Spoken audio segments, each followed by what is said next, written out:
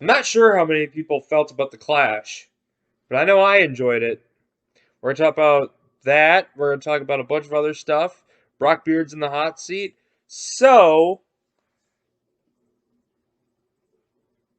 keep it right here on the Pastimes and Other Musings podcast.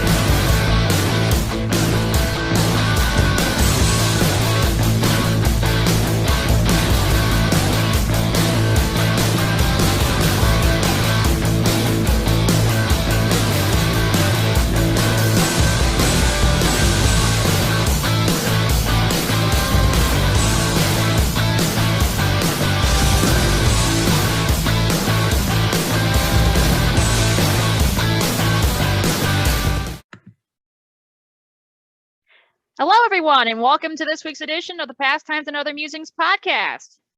My name is Mary, and you guys know me as Ultimate23Dragon. And I'm Alex Wood, otherwise known as Destroyer H6. This is episode 48, and we are discussing the Clash at the Coliseum. Which was actually good! It was better than I thought it was going to be. Was NASCAR ready for a quarter mile? Before we discuss the Clash, we need to talk about we got to talk about this segment. This is Race Reviews, brought to you by our good friends at Lino Racing and Circle B Diecast. Get all of your diecast needs at Circle B Diecast and LionelRacing.com. Now, you have to guess the driver of this diecast. This is the number 8 Bass Pro Shops Busch car for Chance 2 Motorsports. And the driver is not Martin Truex Jr. Oh. It is his predecessor. It was Dale Jr.? Nope. Dale Jr. never drove a Bass Pro Shops car. The one who was in that car before him. It's when they had that multitude of drivers driving the car. Oh, yeah, that's very helpful. The deck lid opens. Mm-hmm. It's one of those the ones that click. And the hood opens. That could be any number of drivers. I'm trying to think of clues I can give you about the driver that won't give it away. There's two drivers that are coming. It's another junior, but not Dale Jr. And it's not Martin Truex Jr. It's not Martin Truex Jr. Why do I get the feeling this is a trap and it's Hank Parker Jr.?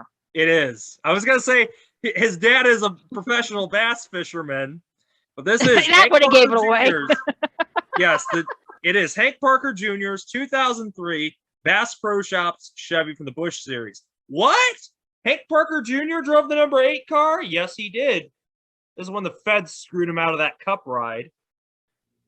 Oh, okay. I see what you mean. So he drove for a series of teams that year.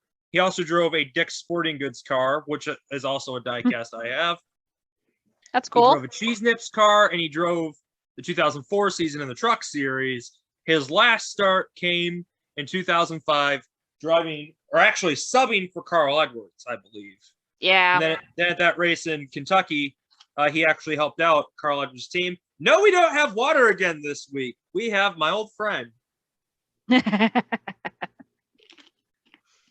Okay. So, I don't know who I feel worse for. Actually, I do know who I feel worse for. Kurt Busch, because he's not Brad Keselowski. But a lot of people were affected by Ty Dillon's stupidity. Oh, now, well. And this is why I kept saying, don't knock on Austin Dillon because he's eons better than his brother. And I was right again. Why else? Is Ty Dillon back in NASCAR as a driver? I mean, as a full-time driver, at least. Now, if I get up at any point during this podcast, I have a package I need to go get for the diecast I wanted to show this week. And once I get, and I'll be checking my phone throughout the podcast, even though that's not professional. But I will be doing that throughout. And once I get that text, I'm going to put this diecast back, go get that package, bring it in, and we'll have a live unboxing. That'd be a first. I know. That's why I kind of wanted to do that. Okay. Another thing, you guys might see me on TV. Oh. If you follow me on Twitter, @real_Alex Wood, you will be able to see my video that I tag 100,000 cameras in. Oh, okay. And they're going to put me on TV. We'll see. No, I got a text from the guy saying that they're going to do it, that they want the video. All right.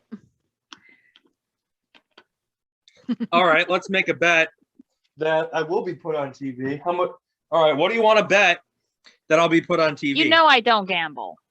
We're not gambling with money. You know I don't gamble. We're gambling with diecasts. You know I don't have that many diecasts in comparison to you. No, you're not giving me any diecasts. If I don't get on TV, I will buy you that Johnny Benson ASA diecast. I like that bet. And if I do get put on TV, you have to get me the Jeff Gordon 2007 Nicorette diecast. It depends on how much it is, but $30. Wait, repeat that? $30. Oh, I could do that, yeah. Do you know how much money that Johnny Benson ASA diecast was? Well, considering its rarity, I assume it's a lot. Yes. Okay, let's see. Famous multi-time champion driver plus longevity. That's 93. It's ASA. Series that doesn't exist. 164 in packaging. I would say around somewhere in the vicinity to $80 to $140. Wrong. 35. 35. That's a steal. No, it's not actually. It doesn't pop up that often, but when it does pop up, it's fucking rare. It's not fucking rare, yeah. But it is rare. When I did that was kind of my point. In March, I'm going to be doing some Mark Martin Viagra diecast reviews. Every time I say fucking blank, I say, well, not fucking blank, because Viagra, sex pill. You guys know what I'm talking about. Yeah. But anyways, I'm going to be checking my phone throughout this. God damn you, U.S. Postal Service! Mr. President, please please fund the U.S. Postal Service. You really think Biden's going to listen to you? Well, Biden does listen to a lot of people, but yeah, right. He does. He's.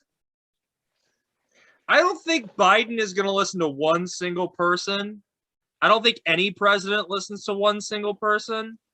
And I honestly don't think Joe Biden is in charge of the U.S. Postal Service. Then why did you ask him? I don't know. Speaking of which, I do want to talk about, we didn't talk about this last week because, all right. I mean, I'm going to get this out of the way. That guy who said, let's go, Brandon, when he called into that thing that Joe and Joe Biden did on Christmas Eve, he said, let's go, Brandon. That's a slang term for fuck Joe Biden. When he said that, he told Joe Biden to go fuck himself. He told the president of the United States to go fuck himself. He told the leader of the most powerful country in the world to go fuck himself. He told the most powerful person in the world to go fuck himself. Do you know what he can do? More than people think. Now, did he literally say that, or did he just say it in the manner of "Let's go, Brandon"? And that's all he said. He said, "Yes, Mr. President. I hope you have a good Christmas too," or something like that. And he said, "And let's go, Brandon." And that's it. You'll have to look the clip up, but he said like right If before all he he hung up, he said said, is "Let's go, Brandon." Brandon," that's not the same. Screw Joe Biden. That's not the same thing. "Let's you go, say- Brandon" means you're a Brandon Brown fan. Hello. And that's what Republicans need to understand.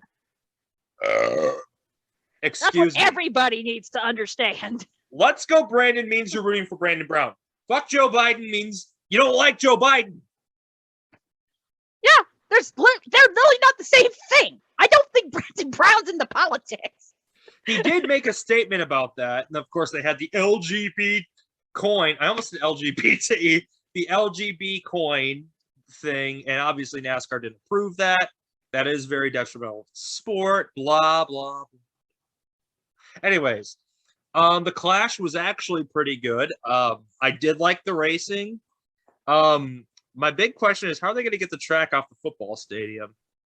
Because one person who I don't know if he talked about this at all, is Kevin Harvick. Did Kevin Harvick give his thoughts on this? Not that I'm aware of. I don't follow that shtick. He's been around the sport a long time. And I mean the politics shtick. I don't mean Harvick. No, I'm not talking about politics and Harvick. I'm talking about what Harvick thought of the Clash. I want to hear Harvick's honest opinion, not what Bush pays him to say.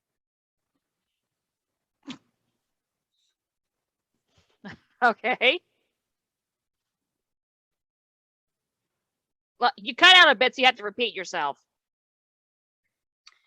Well, on your end. But whatever. Okay. I want to hear Harvick's honest opinion of the race. What he thinks about racing in the Coliseum. Because how long has he been around NASCAR? Very long time. The earliest I can recall him in NASCAR, in terms of the three major series, was probably 95. He was in the early days of the truck series, driving the 75. I think it's been around that long.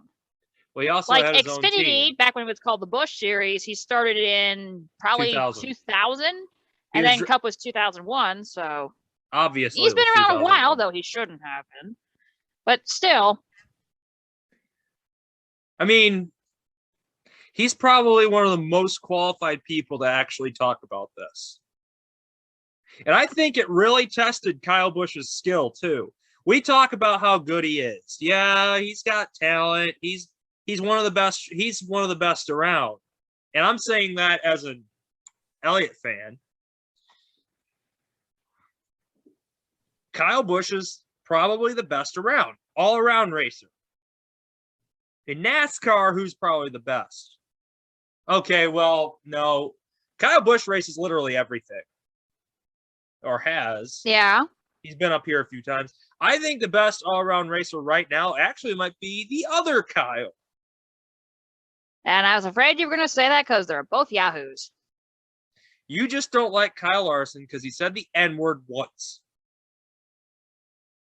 He's made up for his wrongdoing. I forget. Listen, that's a word you should never say, but I forgive him for saying it. He made a mistake. He owned up to it, and he made up for it. And you know that I do not forgive easy. As evident by the incident last year. Yeah. Anyway, moving on. I miss the old Dr. Pepper logo. Okay, let me actually ask you something. Go on. Which Dr. Pepper logo do you prefer? All right, let's take a look. My adult Dr. Pepper logo? With the football on it. No, take the football out. This Dr. Pepper logo from my adult life, or my childhood Dr. Pepper logo. That one has a little more character, so I'll say the older one. Yeah. And of course, you know where I got the car. where I got the logo. Yeah. I still can't believe we did that. Especially because he's been out of the limelight since, what, 2003? If you want to talk about NASCAR specifically, yes. Now, I do want to talk a little bit about this car. This is before the article even happened. Someone bought the 124 Kids version of this car. Okay. And they say to me, Alex, I bought this car recently, at a yard sale. Is it a NASCAR? I said, yes. Who drove it? I said, well, that's a Busch Series car, so it's not the top level. And I want to say the driver's like Lyndon Amick or something. They're like, who the hell is that? I said, he was a NASCAR driver, and that's how I know who he is. And I think he left NASCAR to join the military or something. That's right. So, and this is like when I was actually still in person in high school. So, that was that. But anyways, let's talk about this next gen car. What do you think of the next gen car? I probably shouldn't have the pop on my bed. So far, it is a so good thing. But the Clash at the Coliseum was basically a quarter-mile track. How is this car going to be able to tolerate the more common tracks in NASCAR, like the 1.5-mile tracks and your Daytonas and your Michigans and those kind of tracks? Not only just in the quality of the racing, but the safety aspect, because there are still a lot of questions about the safety aspects. When Eric Almirola hit the wall during his part of the event, he said that he did not expect to hit the wall that hard considering the speeds they were running.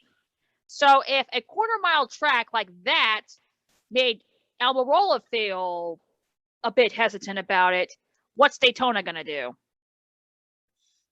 I mean, they draft real good. I actually watched the tests. What is happening to me? Why is that a problem? I used to watch testing years ago, back when it was called Preseason Thunder. Well, I think I'm getting too immersed into it, and that's something my grandma would say. What's happening to you? My grandma is my grandma does not like NASCAR, but she likes Jimmy Johnson. Boom. How does that work? She thinks Jimmy Johnson's good looking. A whoopee. Oh my God. Oh. Don't drink Dr. Pepper when you're trying to work, children. Oh man, that went into my eyes. Oh. How did you get Dr. Pepper in your eye? No, I burped it. I felt the carbonation in my eyes and I spat on myself. How did Oh, it wasn't as bad as earlier today. And I had a very eventful day. Mary knows everything that happened to me today. Hopefully it'll heal up. Yeah. It was only one this time and not all of them. Or two or three of them. I most certainly hope it's not all of them. That'd be kind of a problem if it was all of them. I'd be, if I laughed at all, if I, yeah, whatever. Let's just move on. Let's move on. What are we talking about next? Well, let's see. Well, okay. Let's talk about Caitlyn's podcast. Okay.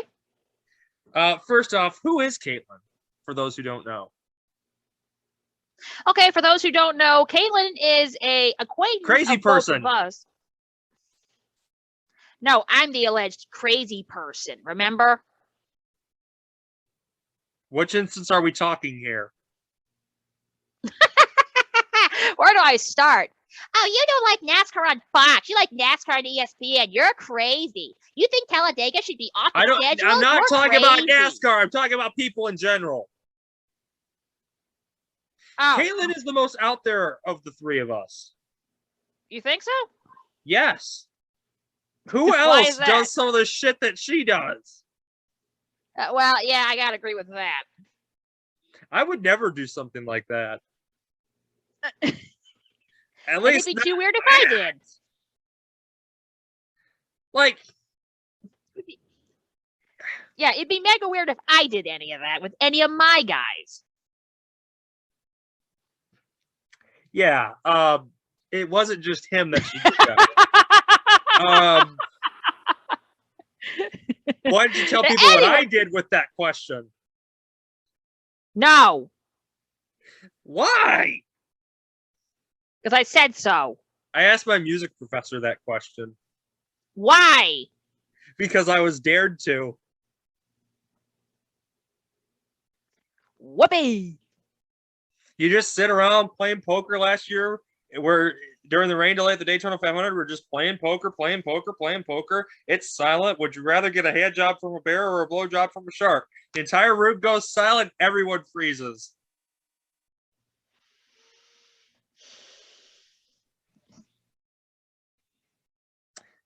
And then we went on a 3-hour. We didn't even watch the race. We just talked about that damn question. I'm not going to stop just because you put that thing there. And I was done anyways. No, you weren't. You were continuing. No, I wasn't. I'm seriously done. That thing does not bother Good, let's me move anymore. on. That thing doesn't bother me anymore. I don't care. He's there to tell you, shut up, move on. Anyways, let's talk about Caitlyn's podcast. What do you want to say about Caitlyn? Well, she's definitely very creative and innovative, so I could definitely see her show taking off. Even though, like ours, it may take a while, but I do believe that she has the capability to do it, especially with what her show is going to be about. And considering, well, I want to tie this in All right. with what we talked about. Now, if you use your community to help her, I want her to be advised about the type of people in your part of the community. Granted, yours isn't as bad as Darian Gilliam's. And that's not a jab at Darian Gilliam. There are just more young. His channel has more subscribers. I see what you mean. You know, is more popular. So therefore, he's also going to attract more younger kids. Yeah, that's the thing. But your channel is full of those, how do I say it? Those crazies. And I would say that a very slight amount of the people who follow me are legit crazy in some way, shape, and form. Like our incident last year, that was, I don't want that to happen to Caitlyn. Exactly. I don't want someone liking Caitlyn's shit and then thinking that they're Caitlyn's friend automatically. Because we dealt with that last year with another person in the YouTube community. When I deleted my old my most popular Destroyer H6 channel, obviously Mandudo3 went on his tirade of, what happened to Destroyer H6's channel? What happened to Destroyer H6's channel? What happened to Alex's channel? And then he thought I was his friend. Listen, I want to talk about the retiring the YouTubian buddies video and my comment on that video. Since not everyone's going to understand what I say, I want to take this opportunity before Hot Seat to talk about that. All right. And then you can respond to it. Okay. Not everyone is going to understand Mary's terminology. And that's a fact. Proven evident by that video. And proven evident by a private video on the Pastimes channel. Yeah. But just because you like someone's content on YouTube or anything like that, God damn it! It's 4:30. What'd you do? My package isn't here yet. What? My mail's not here yet. Give him time. It said between 1 and 4. Granted, the roads are still pretty bad. We got a lot of snow last week. There you go. It's still pretty cold in my room. My room, it doesn't have like the ability to get warmer or cool down, really. Thanks, Dad. But anyways, where was I? You guys got to, if you guys Talking need a about how refresher, people I'm don't ADD. get terminology. And on top of that, I'm starting to realize the community is just getting younger and younger and younger and younger. Kind of the age of people who play poker is getting older and older and older. I mean, I'm 19 and I play poker. I play poker on Facebook with my friends. I play Fox Bet Super Six with my friends. But as Mary said, not everyone is going to get her terminology, and the culprit in that situation did not at all. And he thought that just because he was friends with Mary, he was automatically friends with me. I don't think that that was the case. I think he probably thought you two being buddies meant online friends, but I also think he thought because I was also in your part of the community, he was entitled to follow me on everything, and obviously he's not. Just because you like someone's content on YouTube and they're friends with someone does not entitle you to be friends with them. You're not entitled to be friends with someone you enjoy. Why do you think I block every person who asks me, you know, I got a DM a few weeks ago on my public Instagram, what's your favorite Johnny Benson paint scheme? I block the person immediately because I don't answer DMs. I really don't. Now, if you have a question about a video, or if you have a question about content or something like that, then yes, that's okay. But if you have a question about, but if you just want to ask me a question, that's not what that's there. That's not what DMs are for. It's for questions about videos and business inquiries. That's it. It is not you're automatically a friend or anything like that. Now, I do understand some people did take that comment out of context. This is what I mean. People like the culprit who take situations like that to the extreme. Granted, the culprit does have autism, and I understand that, but he took advantage of Mary as much as he could up until Mary didn't want it anymore.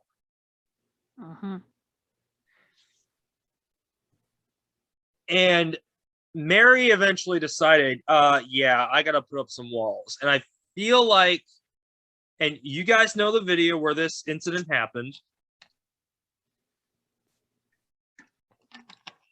I shouldn't drink when I'm in the middle of talking, but my history professor does. He can't go a whole class period without his Diet Coke. He literally pulls his mask up just to drink. What'd you get at McDonald's? Mary's eating McDonald's!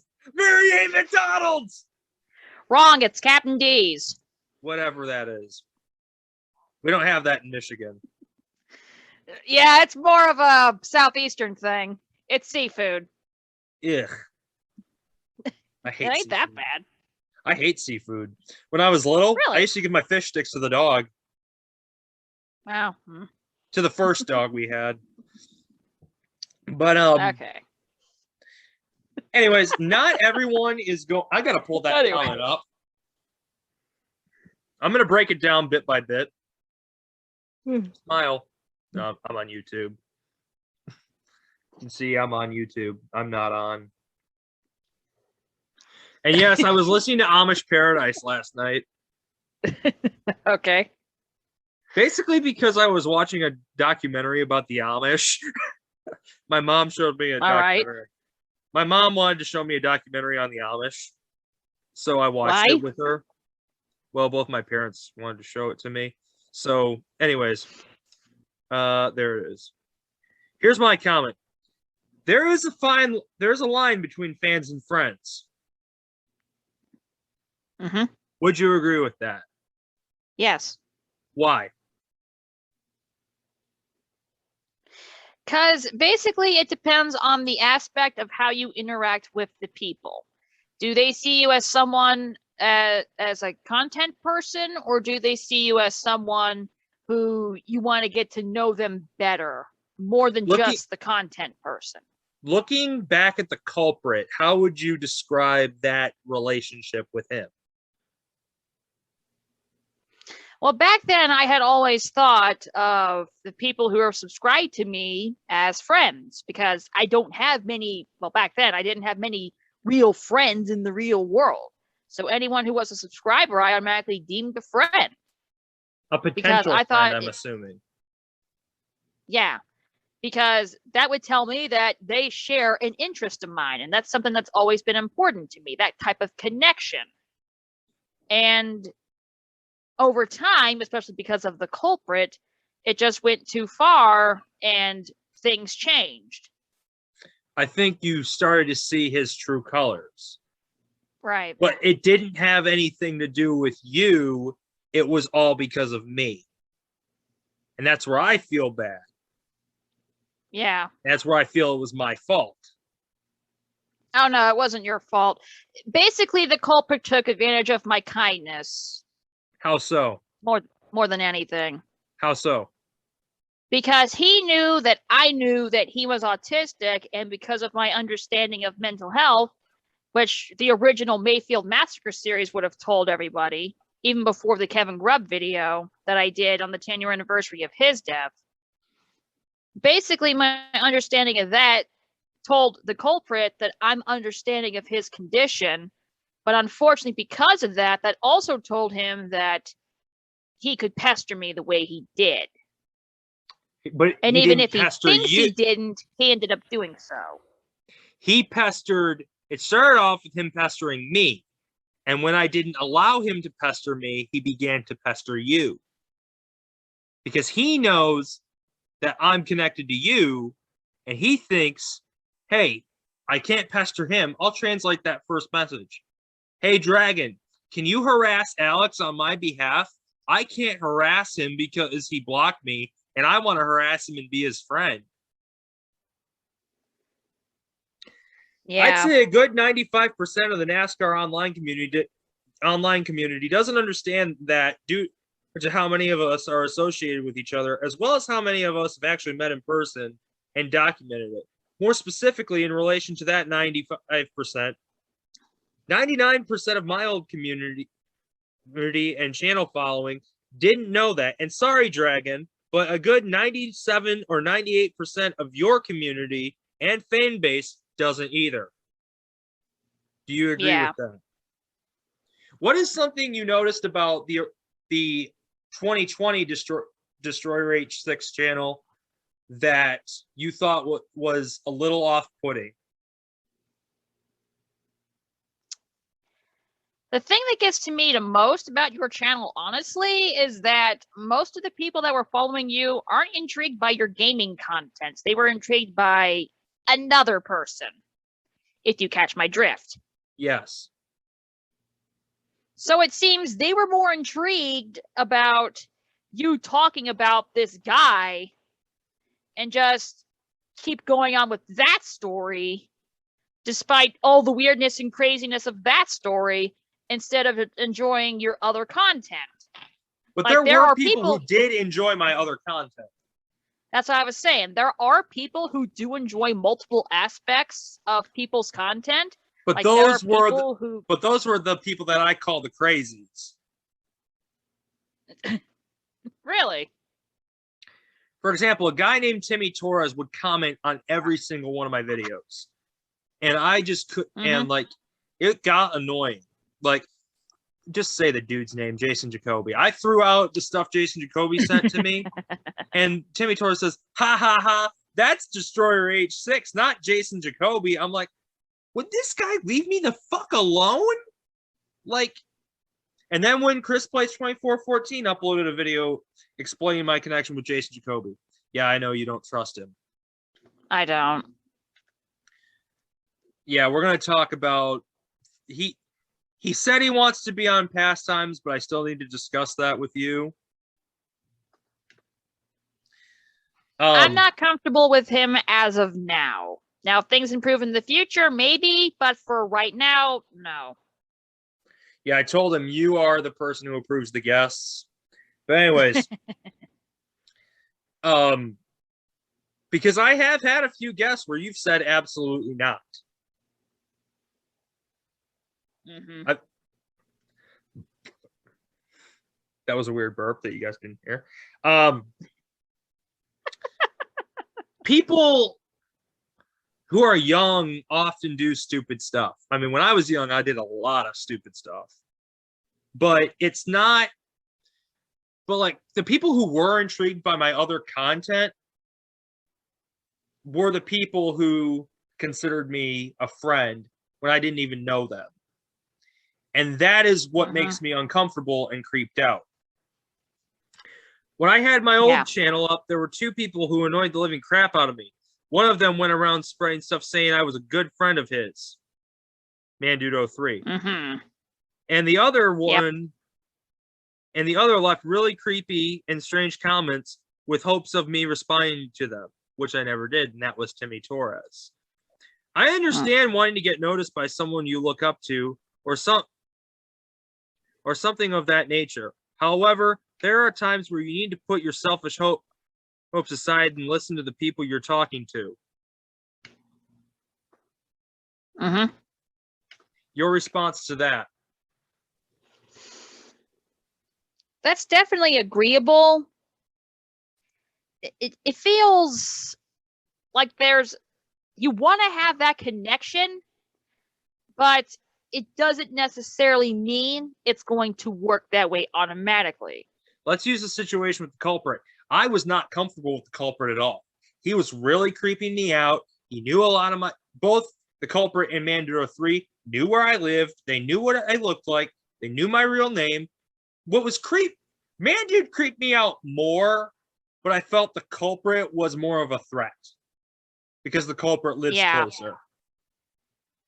ManDude is in another country, thank God. I was able to find that out during my break. Thank God ManDude03 does not live in America. But he knew my name. He knew where I lived. He knew what I looked like. And I was honestly afraid ManDude was going to look me up and try to find me. And I don't know how you see that, but what do you think went through ManDude's head?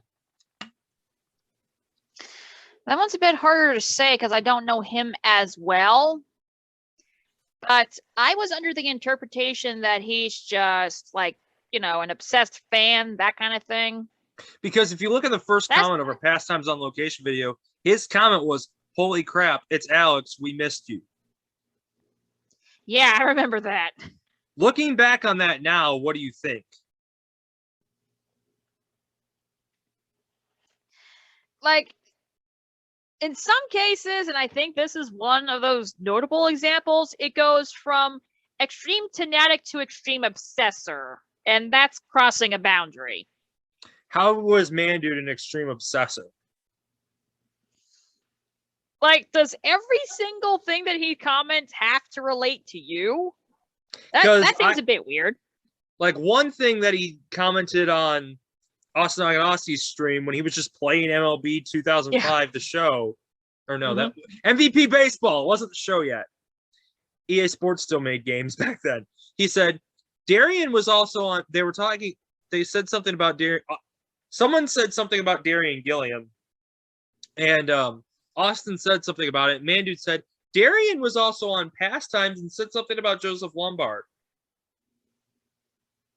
Everything, ManDude couldn't go through one of Austin Aganosi's streams without mentioning me. And that's what made me uncomfortable. And finally, I went on Reddit and just lashed out at him. And I deleted the comment, although I wish I wouldn't have, because people might think I'm a jerk. And I want to discuss this matter privately with him. All right. But I know he's not going to do that. He's going to think, oh, I talked with Alex one-on-one. Oh, my God. Anyways, I get that most of these people aren't right in the head. However, that is not, absolutely not, an excuse. If you can't get along with others and understand their boundaries, get the hell off the internet. That's how things need to be in my honest, unfiltered opinion. That was the first paragraph. So what do you think of that last thing I said?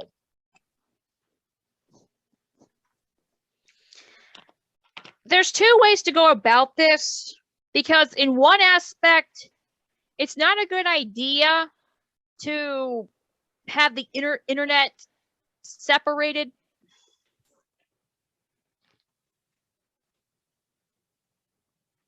She froze.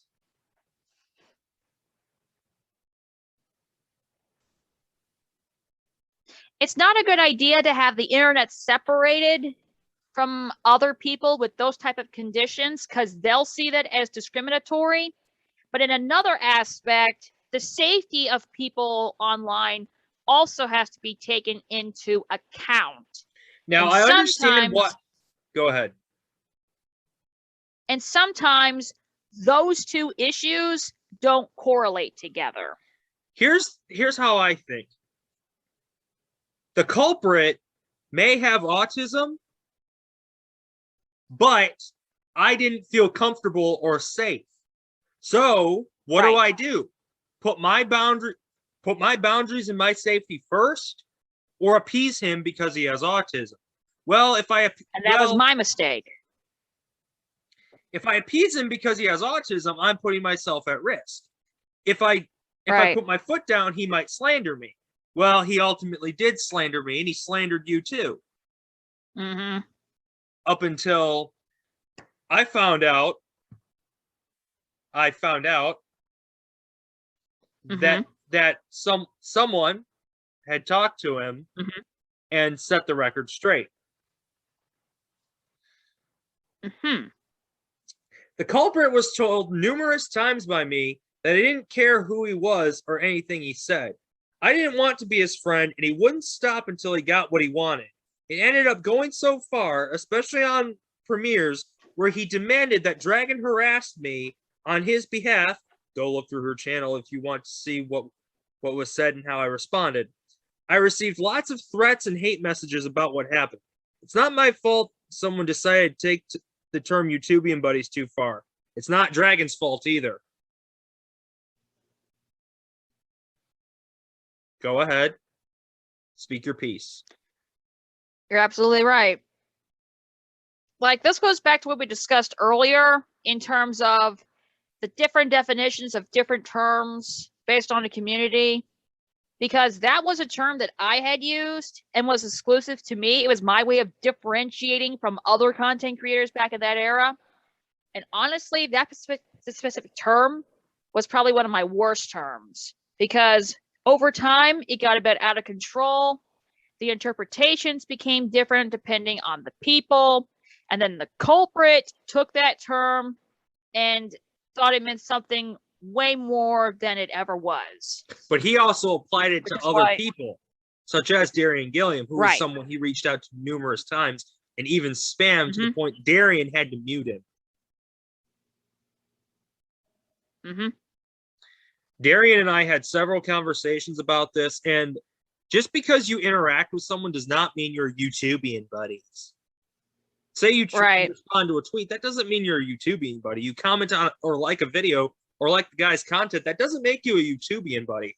How much you interact with someone, I take YouTubian buddy as this.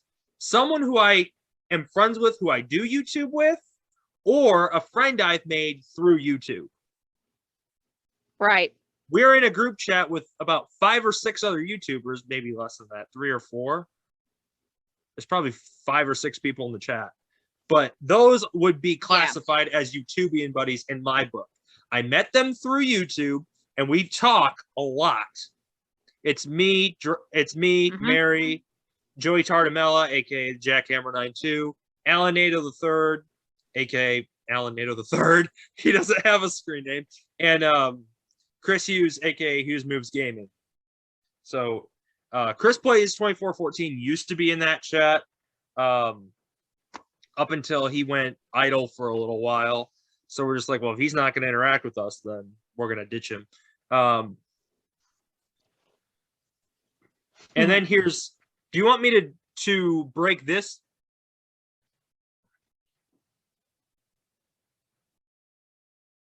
Waiting. Do you want me to break this paragraph into chunks or read it as a whole? I'm not sure. I'll just read this as a whole. I had no choice but to do the things I did regarding the spam, creepy messages, and creepy tweets, as well as the creepy chat comments made towards, about, and to me. I understand there may be a series of things that caused this to happen. However, there are no excuses for the culprit's behavior, even though he's tried to excuse his own behavior and blocks everyone he either doesn't like, doesn't give him what he wants, doesn't do as he asks or says,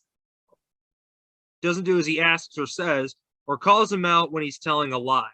He may have autism, but he can still function. So therefore, he is not disabled, but impaired. There is a difference. Your opinion. I can see where that's going, because in terms of autism, there are so many variants that sometimes it could be labeled as a disability. Sometimes it could be just an inherence, because with autism, there's a high spectrum and a low spectrum.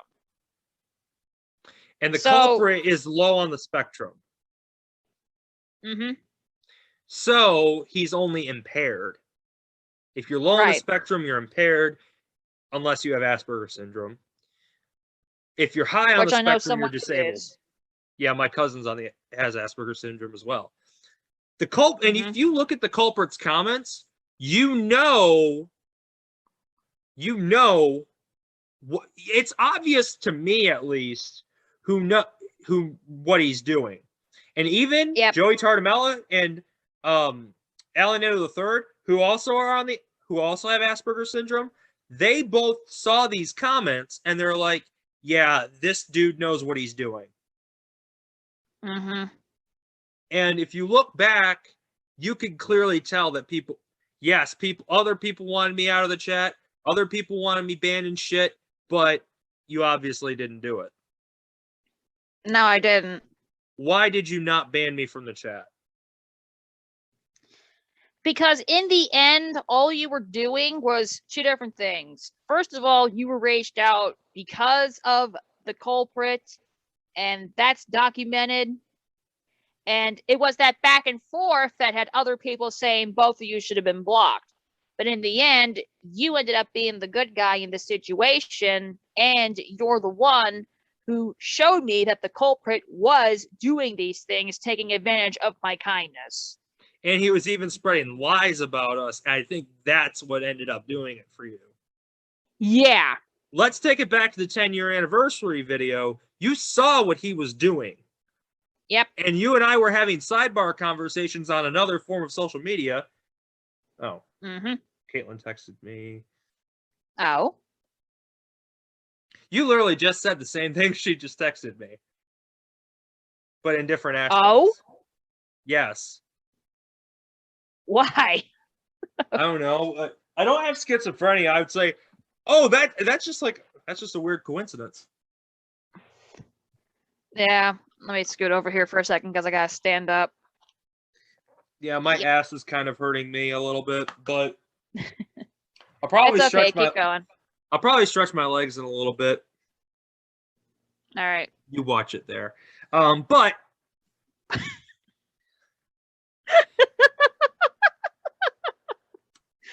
you're not getting paid to laugh.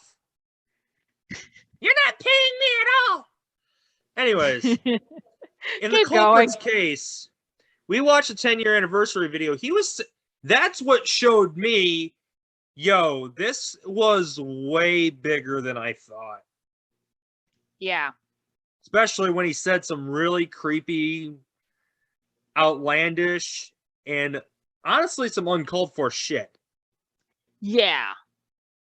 When he gave out Caitlyn's real name, I'm like, wait, how would he know? Like, okay, I understand. And he didn't. Oh my God. And And even before you showed the stuff about Johnny Benson, all he wanted to talk about was Johnny Benson. Honestly, who cares about Johnny Benson? We weren't talking about him. Well. Nobody. If we're talking about Johnny Benson, okay. But we weren't. Yeah. When you're talking about Marty Reed, what does Johnny Benson have to do with Marty Reed? Honestly, not much, because I don't recall many events where Marty called any of the races Johnny was in.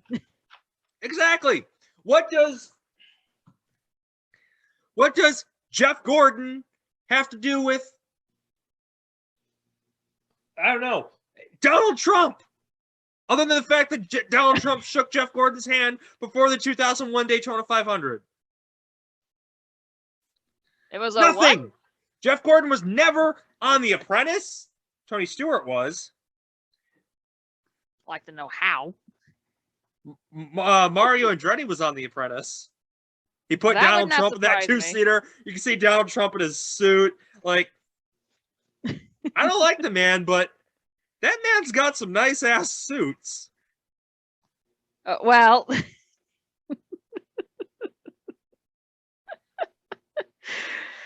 Okay, anyway. But anyways, what did you think of the culprit's comments in the 10-year anniversary video? They were a bit out there. Like, that was a special video for me because it marked 10 years for me on YouTube. And every time I do an important video, something in some ways tends to ruin it, especially last year. And it was usually the culprit doing all these things. What type of stuff would you do for those who didn't know? Who might be watching on the Pastime channel as opposed to your channel? Yeah. Basically, what he does is that his idea of interacting... Yeah. His idea of interacting with me was basically talking to me about anything and everything except the video in question. When I want to talk about the video, because that's what we're doing. We're there to watch and enjoy a video. Like a group premiere watching.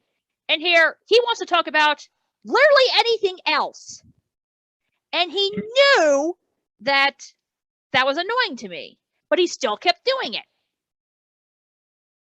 At some point, I think we just need to say the culprit's name. I'd rather not. Because it's no secret who the culprit is. Yeah. It really isn't. At the end of the day, it's not. But no. I'm also a mod on your channel, and you noticed some things about him when he found out I was a mod. Yeah, he was not happy. Tell the people what he was doing. Basically, he was throwing a temper tantrum towards me. He says, Dragon, why is Alex a mod? He's been rude to me and all that stuff. You should ban him, not make him a mod and that kind of thing. And what was your response to that? Like, me being the nice person that said, if you have issues with Alex, just talk it out with him. Because this was not my deal. I did not want to be involved in it. That was my main thing. And here's the thing.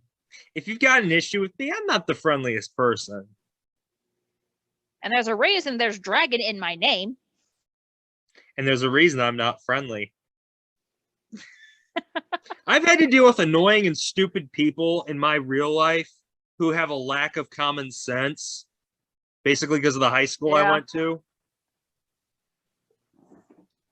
So there's that. But anyways, let's move on to this next paragraph. Dragon, I'm sorry that you had to do this. Is it my fault that you had to retire the term? I don't feel that way as you are on Twitter and Instagram, as you stated. You forgot to mention Instagram, yet you rarely post on that.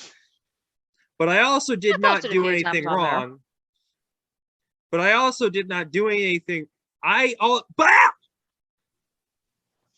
But I also did not do anything wrong, but I feel responsible as I could have handled the situation better. It's not your fault any of this happened. You're just the one who showed me what was going on through a different perspective. Essentially, I was just a victim. Yeah. Because remember, I was the main person he was going after. Right. However, I know what I did was probably the right thing, but in all honesty, after this, I hope the culprit leaves us the hell alone, keeps our names out of his mouth, which he didn't do, and never attempts to contact or follow us again, which he still continued to do. We're standing out our ground and not giving in.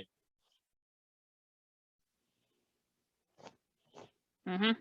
Your response? Well, that's pretty much true. The culprit We've basically built up our barriers as a result of this, and especially me. The culprit should never be allowed on the internet if he's going to act the way he did towards us. He can't understand where people's boundaries are and can't listen to anything that he's told that he doesn't want to hear. He's the type that doesn't belong in the NASCAR online community. The first thing we need to do is disallow creeps like him from following us. Point blank, period. Your response to that? Considering not only this, but other circumstances over the last couple of years, that is a good idea. The only problem is, how are we going to police that? Just block them. Warn people. Here are the things you should do. Block. When you're getting stalked by someone like we were stalked, here are the steps to shunning those people out of the community. Step 1, block the person. Step 2, warn people privately. Step 3, publicly warn people. Step 4, post the evidence. Step 5, express your feelings. And go into detail. And hopefully that person will be shunned from the community. What is your response to that comment as a whole? It is a good way of interpreting other people's feelings in regards to situations like this. Because stuff like that, this has been a rampant problem for the last few years. And it's something that really needs to change. And that wasn't in reference to the culprit, to just the culprit. It was in reference to Manduto 3, Timmy Torres, some weird guy named SportsFan09 who keeps trying to follow me. But what really showed me the type of person the culprit was?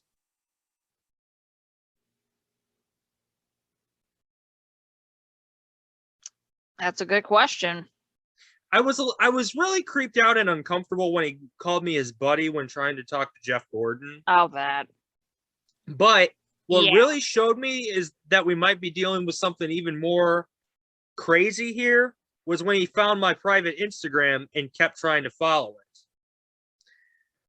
Oh, yeah. That account is for family and friends only. Mm-hmm. If I know you personally, then you have the right to follow my account. If I went to school with you, if I know you from work, if I know you from college, if you're a longtime friend of me, if you're family, you are entitled to follow that page. But I'm also entitled to not let you follow it. Or if I know you from the gym. Right. Like, I got some gym friends who follow me on there. But my public account is the best. If you want to follow me, follow the public account. Do not follow the private one. Because I'm not letting you have access to my private life. Now, there are some people who I interact with on YouTube who I sub to on YouTube, who sub to me on YouTube, who I have on Facebook. Sure, I'm letting you into my somewhat private life, but I'm not letting you fully in. Because I post more on Instagram, really. Like, the stuff I post on Facebook is not... Some of it is not stuff people know automatically. But a lot of the stuff on Instagram is. And I don't want people following me who are like the culprit. And the culprit said to someone that the way he found it was through following Mary, and the fact that Mary follows me, he found it, and he even admitted to following it at least 5 or 6 times. The screenshot the person sent to me said something like, well, I requested to follow it 5 or 6 times, and he didn't accept a single one. And then he sent me a rude message. Like, no. I said, stop requesting to follow my private account. Is that rude at all? No. That's a simple request. Yeah. Okay, block. And then he sends me a creepy apology message. Hey, man, I'm sorry I requested to follow you on Instagram. I just want to be friends with Dragon and you. And then I blocked him. I think I said, not happening, and blocked him. Like, but we're not going to discriminate. Here's the thing. You can be discriminatory by saying we're not going to include someone because they have autism, but we are also going to say it's also discriminatory if you say we are not going to include some. We're going to, okay, let's say we're only going to block neurotypical people. Well, that's discriminatory towards people like the culprit, who you may say, well, he has autism, he's special needs, we shouldn't block him. Well, he did really creepy shit.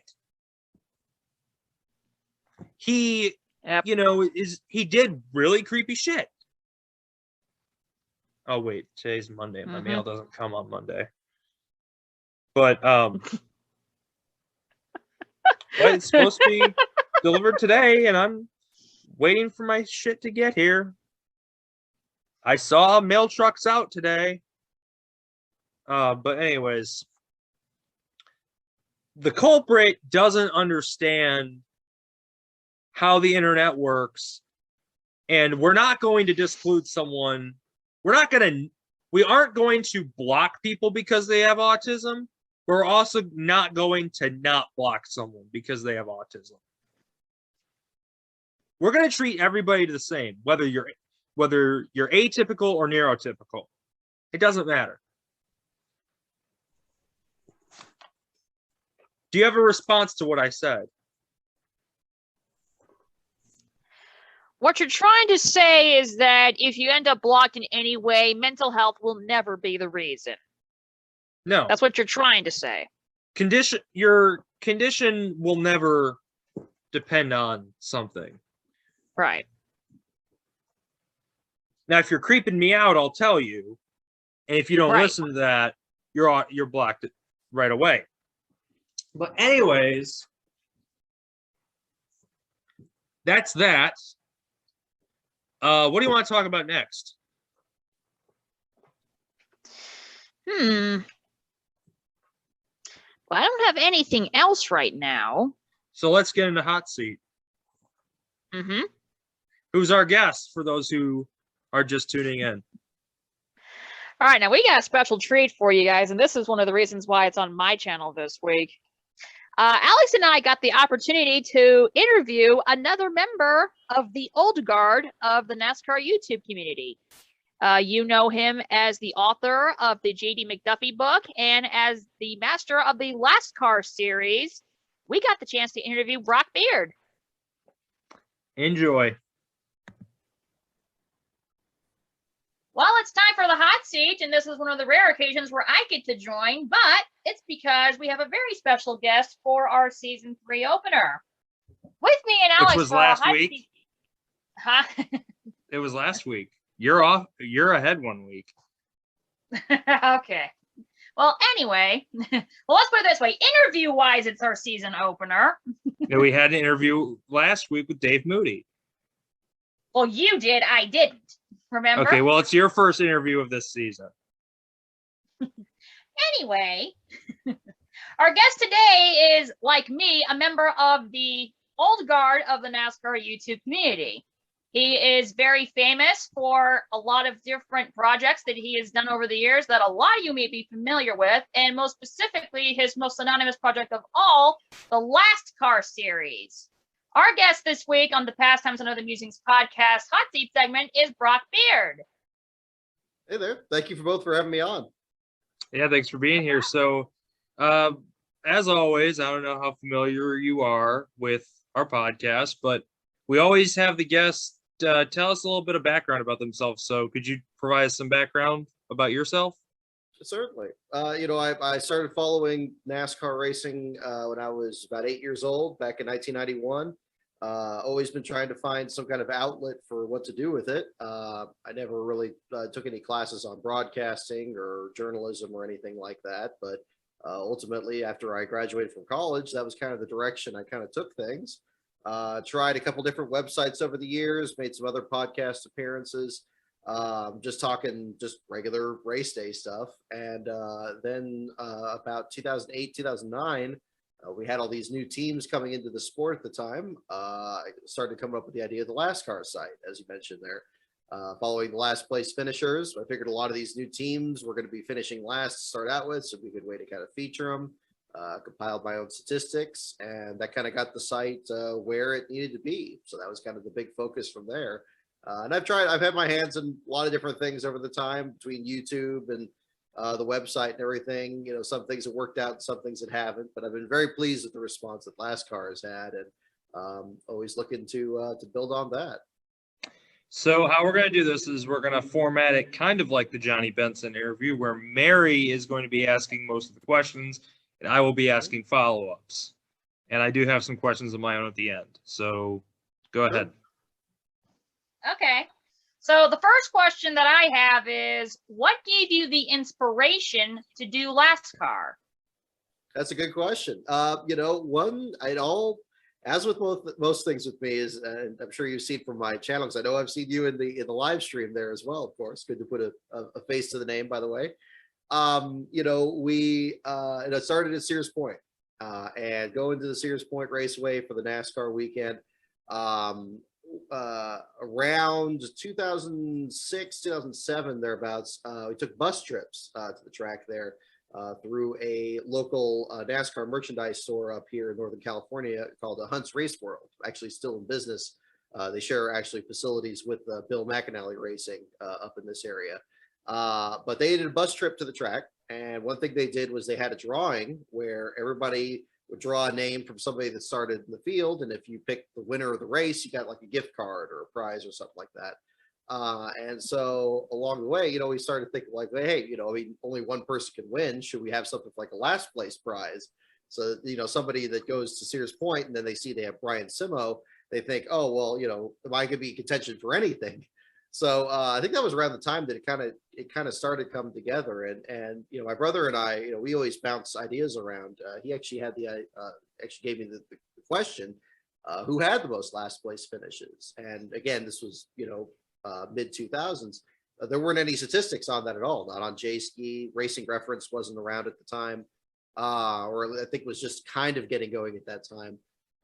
And so, yeah, the idea was just kind of started putting together myself, kind of started that over the off season. Took about a couple of years to kind of really get it done for Cup, Xfinity, and Trucks. And from there, it really was a good opportunity to kind of talk about, the sport in general, and not just updating the statistics, but the story behind the finishers. So that was really kind of how that got started. You bring up the topic of last place finishers, and Danny B Talks did a video a while back about the rise and fall of Furniture Row Racing. On the topic of Furniture Row Racing, like you know, we didn't specifically say them, but they were basically starting park at first. And I remember you were the winner of the 2012 fan vote video or the All-Star fan video. Can you tell us a little bit about that? Oh, certainly. That was exciting. Yeah. Regan Smith, when his win was taken away from him at Talladega, that was something that kind of made me keep an eye more on him in his career after DEI, and then of course him ending up at Furniture Row, like you're mentioning. And that was, I think, a kind of a perfect crossover because Furniture Row, like you said, they started off as kind of a start and park organization trying to grow their program. Were the last car champions, I believe, in 2008 with Joe Nemechek. But yeah, with the All-Star thing, to answer your question on that, I heard information about that in early 2012. I figured there were some drivers that people probably weren't going to have as many entrants for, because at the time you just kind of record like a video, I think it was like 30 seconds or something like that, to introduce a driver that was in the All-Star race. So of course, once Regan won the Southern 500 and NASCAR let him keep the trophy and actually have that be an official win, I was certainly excited about him being the All-Star race. I tried to start a campaign to get him in the All-Star race in 2009. That ended up not going anywhere. The team wasn't entered anyway. So when he finally did get in 2012, I thought that was a great opportunity. I just entered the video. I just shot it in my living room. I had the die-cast car that I actually got from Hunt's Race World that was in my hand there for that. Yeah, it surprised me. They got back to me and said that I was one of the finalists there that was going to be played in the video. I almost didn't get the prize vote. Actually, almost backed out towards the end because what happened was Speed played my clip with other ones in advance of the race, and they thought I had leaked the video. And I said, no, that had nothing to do with me. So they said, oh, no, I'm sorry, you can't win. You're not a winner because you're not supposed to post the video and it violates terms. And I said, no, you guys did that. That wasn't me. So we got that cleared up just like days before that. And luckily, of course, they played the video. I got the helmet that was signed by Regan Smith that came in afterwards. So that all got worked out. But that was a little bit of what was going on behind the scenes. But that was definitely a thrill. I remember what you said. Sleek and swift. It is Regan Smith. Yep, that was the one. Oh, man. So, like pretty much anyone in terms of journalism, you start out as a fan. Mm-hmm. What drivers would you say you rooted for the most during your time as a fan? It's a good question. Jerry Nadeau for sure, who actually, as I mentioned on Twitter, just had a phone call with him when he was working over in Florida. He just happened to call me at work the other day, and so we had a nice talk there for a bit. He's doing well. Jerry Nadeau was cool. Oh yeah, definitely. That was very. We thought about having Jerry Nadeau on. Yeah, well, I mean, he's always open to kind of getting himself out there. So I think he it looks like he's doing way much better now. That's great. Yeah, that's really good to see. I think the junior podcast appearance did a lot towards that too. So that was good to see. Yeah. But Jerry, my first drivers I pulled for way back when I was like a lot younger, I was really attracted to some of the particular paint jobs, and then I kind of learned about the drivers from there. So I always liked the bright orange cars. So I liked Derek Cope's car, or bright rocket red kind of colors. So Derek Cope's car, the Purelator car, Ricky Rudd and the Tide Ride. And then Rudd kind of led me to Nadeau because both of them were really good at Sears Point. So I could, I liked picking drivers that were good at the road courses. After Rudd retired and Nadeau was injured, I pulled for Jamie McMurray. And really, I didn't really have a driver that I had any kind of tendency to really pull for until Bubba Wallace came in at Petty Enterprises. I thought that was a really cool story with him getting in there in the 43. But that's been about it. Between a lot of that, the other drivers and teams I've gone for, again, are ones that would just fit in the last car thing. Just anybody that was the most overlooked, running the smallest budget. I didn't know about JD McDuffie until years after his passing, so I didn't get to really root for him when he was still active. But yeah, those were really that's kind of how my progression as a fan went. I mean, certainly by the time Bubba Wallace was in, it was much more, I was already committed more to the journalist side. So it was more like a driver I was just kind of keeping my eye on. It wasn't like out and out. I couldn't embrace it in the exact same way as the previous drivers there, but definitely the same feeling though, for sure. You said the name J.D. McDuffie, and Yes. you're the guy who wrote the book about J.D. McDuffie. Can you tell us a little bit about why you wrote it, how you wrote it, basically anything you'd like to tell us about it, and where you can get the book for those of you who want to hear where you can get the book, and we're going to allow Brock to plug it here. Oh, thank you. No, yeah, it's a long, it's kind of a long story, but I'll kind of give you the condensed version there. But you know, JD McDuffie was driver again. I didn't know anything about until the year 2000. I think when people started circulating tapes from classic races, and YouTube was still kind of a couple of years away.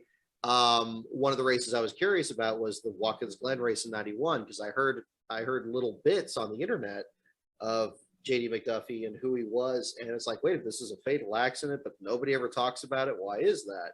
And so really my research for the book really began then, way back in 2000. And the book didn't come out till 2018. So it was almost basically 2 decades of doing that research. And here and there I would do an article on it, or I'd get in touch with Brian Hallman, who still helps me out on the Field Fillers videos. You know, he would share some old pictures of JD. And again, it was just kind of just for my own curiosity. I just kind of had a folder of just information. And I never really thought about putting it together into like a full-on narrative until I read the book Killer Show. That was actually an account of the Station nightclub tragedy in 2003, a fire that happened up in the Northeast. What struck me about that book was, and I've always been intrigued by nonfiction, and especially like kind of disaster narratives in that sense. And I was thinking when I was reading that, I was like, is there anything that I have that much information on or that much curiosity about that I could describe anything similar to the way this author did? I believe it was John Barelick in this book. And that's where JD McDuffie kind of came up. And I was like, well, you know, I mean, there's still some things I'd like to learn about this, you know, I mean, what would be a great way to do that? So I kind of started with just describing the race itself with as much detail as I could from what I had researched.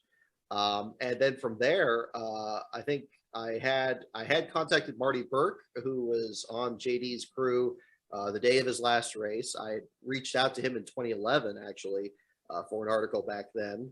So I had his contact, so I got in touch with him. He, I believe, had the contact with Jim Derhaag, who was the driver who was right behind McDuffie at the time of the accident. And from there, it was just kind of like this guy knew this guy, knew this guy. There were still everybody was kind of scattered around, but because of the internet, of course, fortunately, everybody could still find each other. And so luckily I was able to get a hold of Mike Demers and Imogene and Linda, and the book just kind of took on a life of its own from there.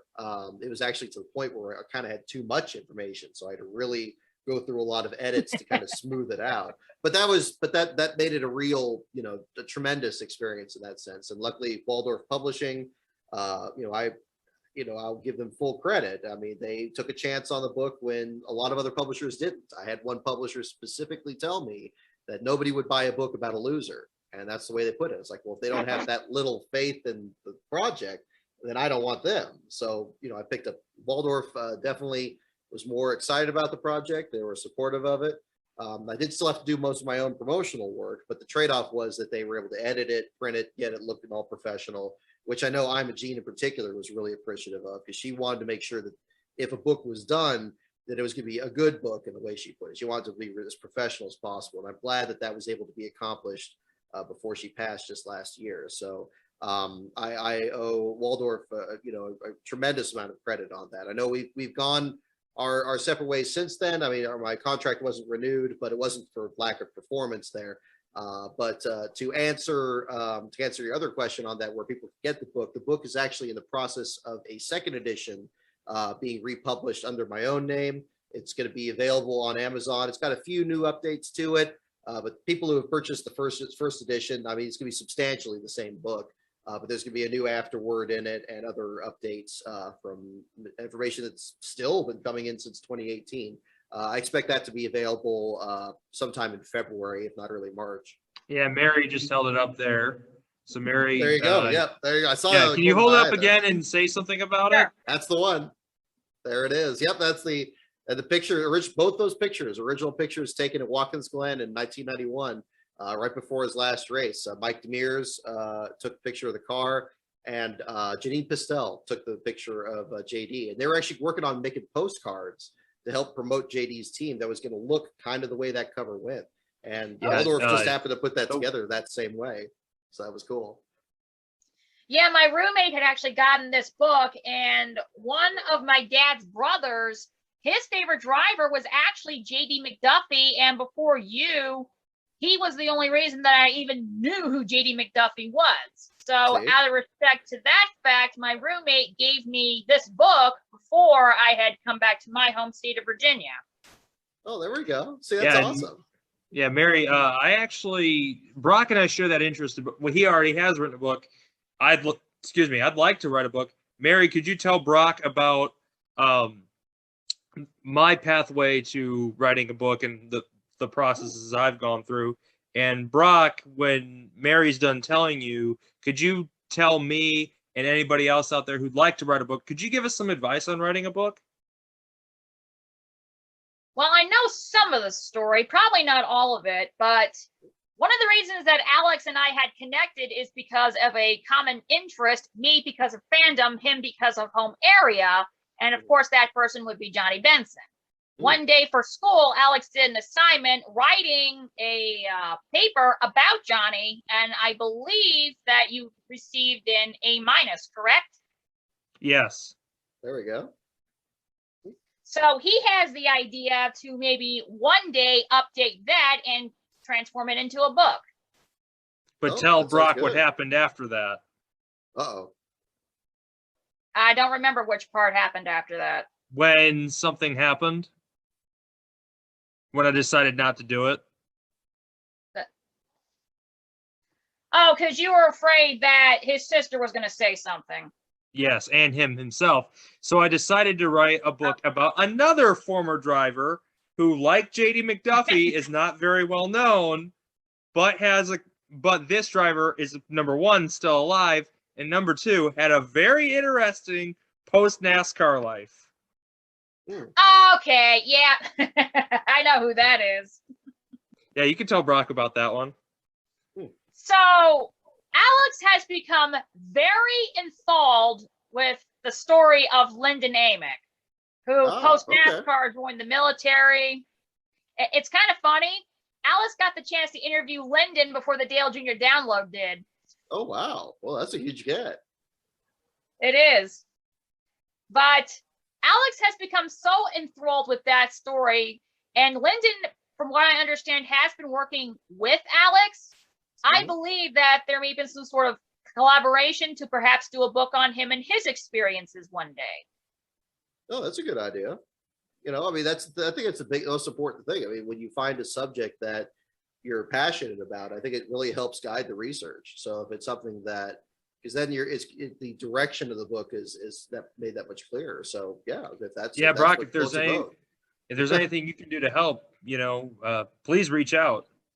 Well, I mean, again, I don't have all the answers on that. This is still my first book as well, but yeah, I mean, I think that's the biggest thing. I think if you have a subject that you're interested in, I think just get as much material as you can, get as many interviews as you can, get as much other research you can pull up, just on the internet or newspapers or things of that sort.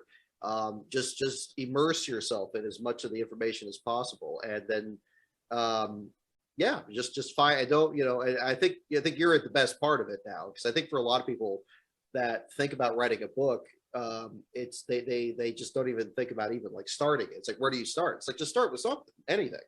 Like, again, for me, I don't think about having to do it chronologically. Like like I said, I started writing it with just the Watkins Glen 1991 race because I knew that was the part I was most familiar with.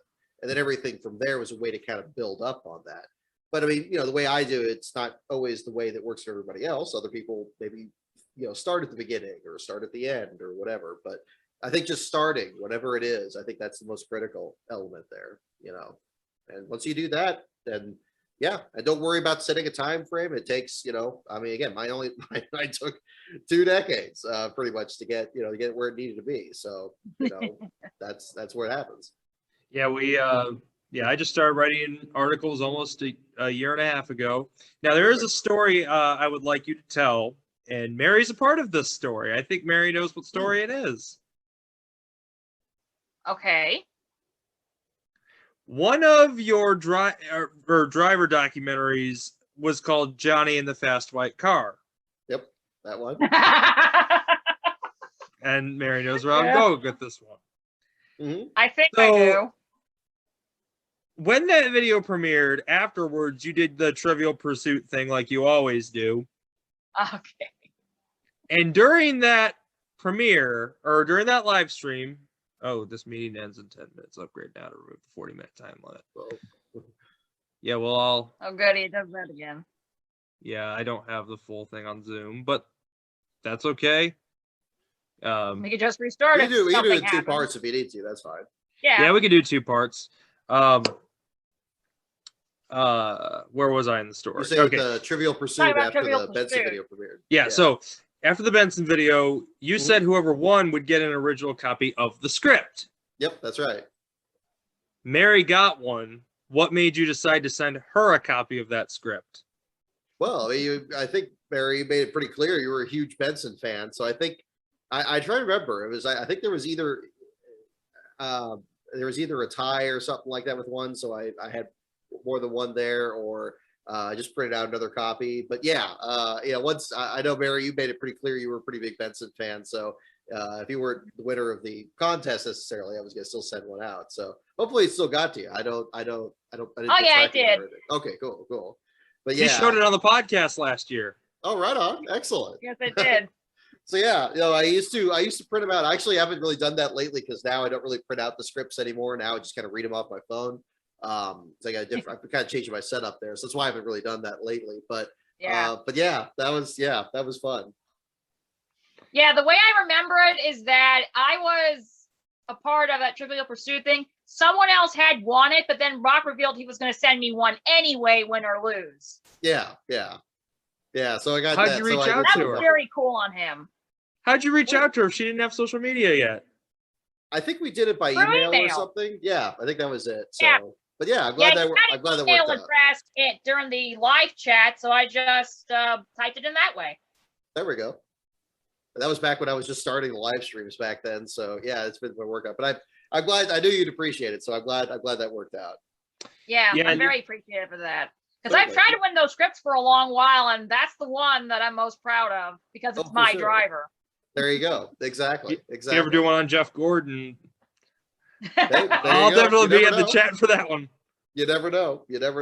Hey, we still shake things up on the videos and stuff. That's been good too. I mean, really, since the JD book came out, that's been kind of my focus, is kind of trying to revitalize my YouTube channel, because it kind of been sitting dormant for a while, and doing these driver profiles, I think, has been most enjoyable. Things that maybe wouldn't be full on books, but are still stories, I think, that would be, interesting to explore.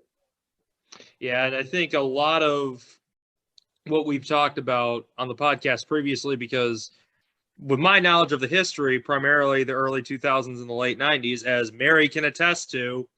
Yep. Okay. The best way to put this is, Mary, can you tell Brock about some of the things I was able to acquire from that time frame? Do you mean the die casts? Well, like memorabilia and autographs and stuff. Yeah, Alex basically looks for things on the internet that are extremely rare from that era. He has some die casts that I would not have imagined were made in the die cast. Like Dale Earnhardt's last car that he ran in 2001 in the Bud Shootout. He has he has the Dale Jr. and Michael Waltrip special sets from Daytonas in 2001 and 2002 when they won. Oh, that's awesome. Let's see. He's got a lot of different autographs of a lot of different drivers. Some of which are deceased. There you go. We got some really special ones there. Yep. Oh my goodness. I could not believe it when he showed me that he found a legit autograph of Adam Petty. I could not believe that he found one. Oh, wow. No, that's huge. That's huge. And Kenny Irwin. It is. There we go. And Ricky Hendrick. Wow. No, that's awesome. No, see, that's cool. It's so good to hear people, others that have that passion for the sport's history, because there's a lot of people that are much younger fans than any of us that just don't know who any of these drivers are. And so, Oh, yeah. I think it's up to everybody to, make sure that those stories are still shared. Oh yeah, and the crew shirt. You forgot to mention the crew shirt. Oh, which crew shirt Oh, is that? yeah, he recently found that. Well, once again, this goes back to his enthrallment involving Lyndon Amick. I don't know how he did it, but he found a legit crew shirt from Lyndon's Busch Series days. Oh, there we go. And he managed to get that's it. That's awesome. They had two available. I'm like, I had to have that. Oh, yeah. Anyways, we're at the halfway point. We got 5 minutes left, and then I'm we have to restart the second part. Yeah, we'll have to restart. But then just click the link again, Brock, and Mary, you have the info saved. I do want to ask Brock about some of the things going on within NASCAR right now. I don't know how much he pays it to, with the next gen car, but also some of the things going on within. I don't know how much you pay attention to the online community, because I've noticed some things. Brock, you've been around a long time, so that's why I'm going to ask you that.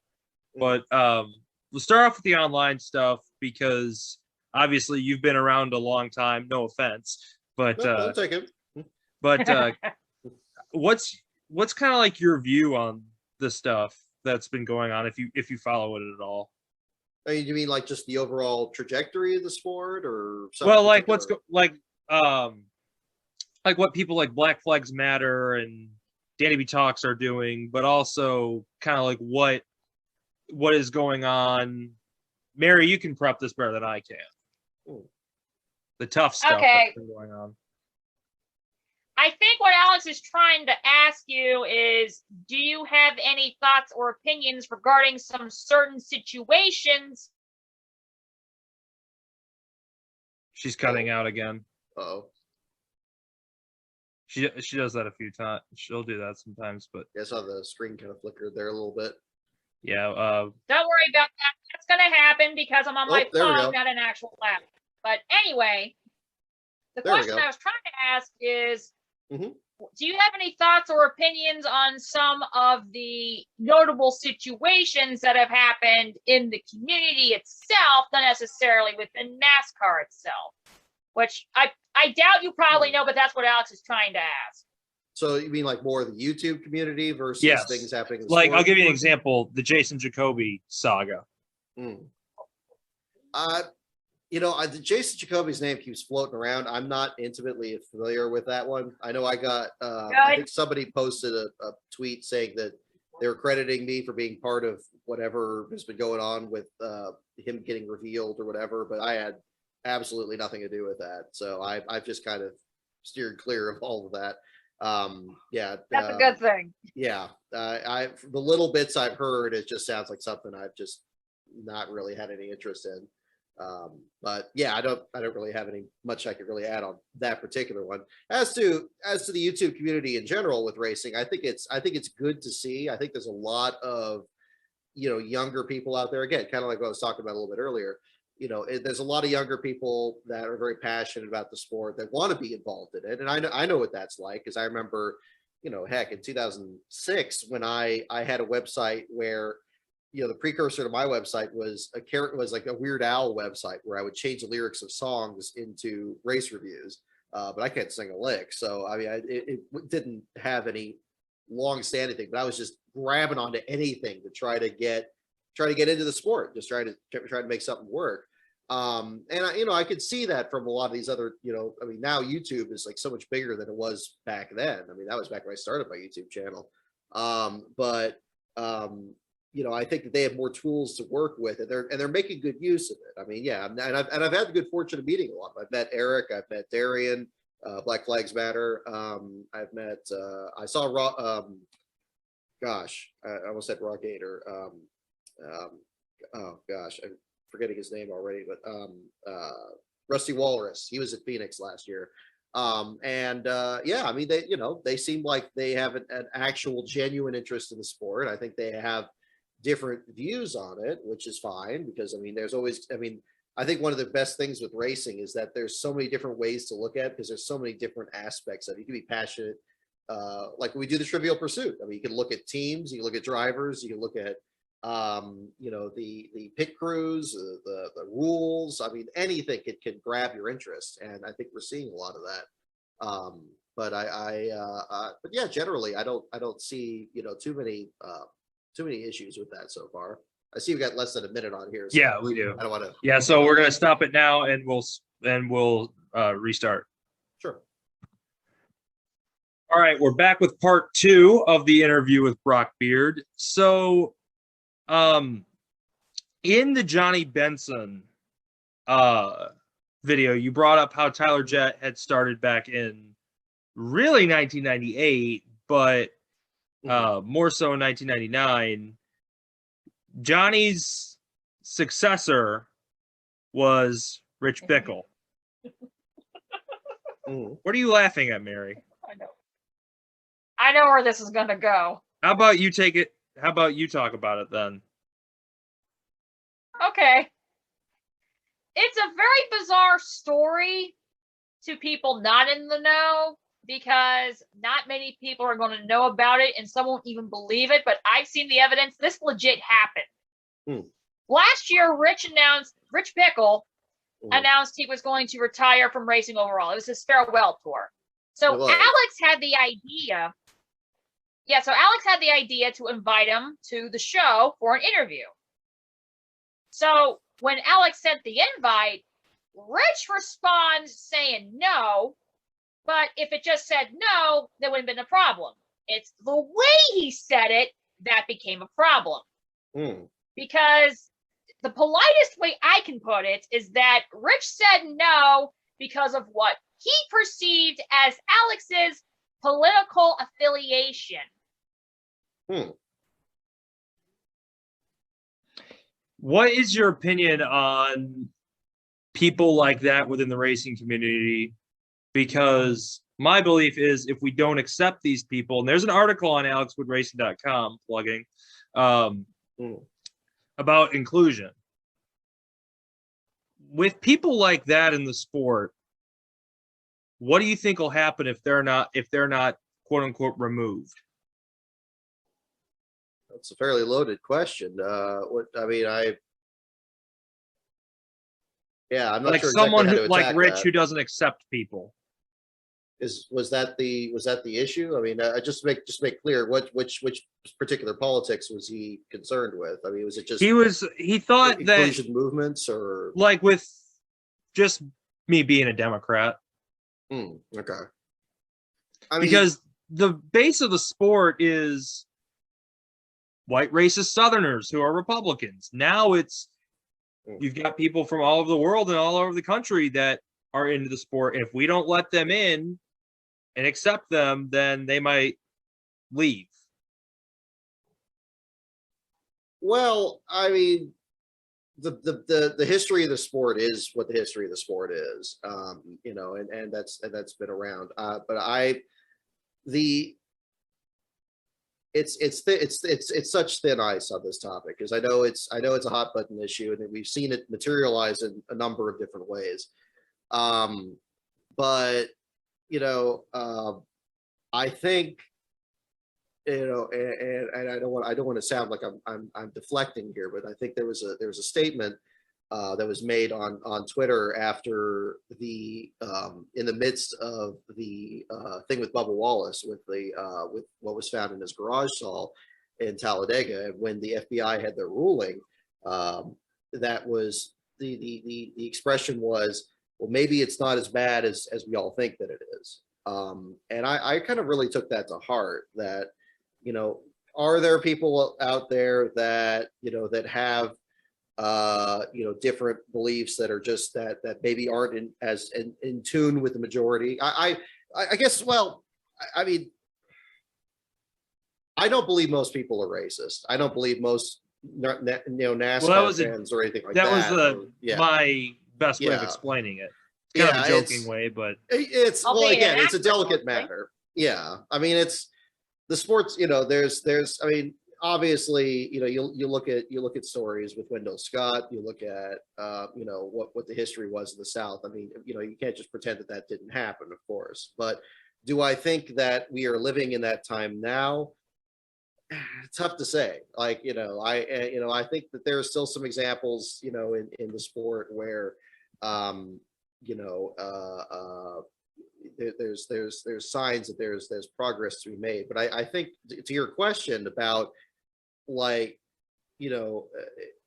I'm a little concerned about the view of, like, needing to expel certain people from the sport, or it's not going to bring other people in. I think, I think the important thing is having a conversation and having an understanding, and not having it to the point where either side is in a case of monologue. I think it's important. I think a lot of the frustrations, especially that we've seen in this country the last couple of years, comes from a lack of communication. I don't think it's a increase in a regressive view of the world. I think it's just because everybody and people on both sides, this isn't a one side or another thing. I think people on both sides have been fairly guilty of not being open to that conversation and just saying, oh, well, this side, they're just this, and this side, they're just that. And I'm not saying this about you specifically. I'm just saying this is endemic more about something much larger. I like to try to kind of look the at entire country instead of just our sport and just one person. Exactly. Yeah. And the sport is a microcosm of it. And things, I think that the issue is that when things are done, unilaterally and without any explanation, by either side, I think that that's going to generally create some conflict. I think when in perhaps a time that wasn't as heated as it was, perhaps a subject like the Confederate flag would have been something that everybody could have discussed. And we could have said, like, okay, well, what is there any benefit to having the Confederate flag out there? It is a Southern sport. The sport did start in the South. We can't pretend that didn't happen, but is it still appropriate for it to be there now? It would have been good to have a conversation. I think a conversation on that would have been really interesting. I mean, I think if both sides felt that they had a chance to be heard, I think we wouldn't have people that would be this upset about Confederate flag not being there. Just as an example, I think what happens is, I think nowadays with the news and everything being what it is, it's at such a quick pace that it not only doesn't allow you to have that conversation, it doesn't allow there to be any resolution, really, and that's the unfortunate part. And I think. There's been victims of it on both sides of this. I mean, Bubba Wallace, for example. I mean, I mentioned, him at the outset. I think that week that happened when, surrounding Talladega, I thought was a perfect example of really coming to a head, and everybody's still arguing about, and there's a lot that's still unresolved about that. I thought that ESPN's documentary that came out very recently, when I wrote my article about it, I really was asking, like, what was the purpose in making this? Was the purpose of this to clear up any misconceptions about it? Was it to persuade people that, that obviously there's very clear differences between what happened with Bubba Wallace and Jussie Smollett, that, that there's very different examples of what happened in these cases. I think, but again, I think that goes back to having that conversation. And I think that's the important part. I mean, but again, am I going to say that there are people out there that have that racism doesn't exist? No, of course not. Do I believe that it's something that is anything close to what it was in the 1960s? Thankfully not. We've had, and that's come as a result of tremendous strides, from the civil rights movement. We just had Dr. King's holiday here just the other day, and everything that brings, gives us that constant reminder of that. But does that mean that we are where we need to be? No, it doesn't mean that either. But, but again, that progress is only going to be made if there's a conversation. I don't think that you're going to have a conversation if your objective is to just exclude people and just say, oh, well, this person doesn't get to talk, or this person doesn't get to be in it. I think you have to hear people out.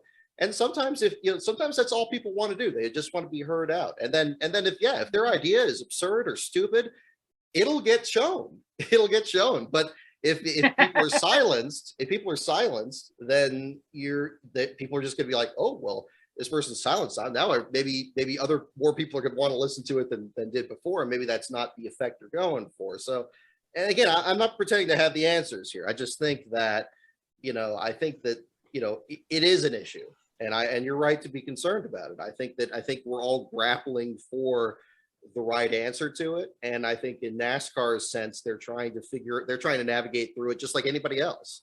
I don't entirely agree with everything that Steve Phelps himself has done, but I do think it's well-meaning.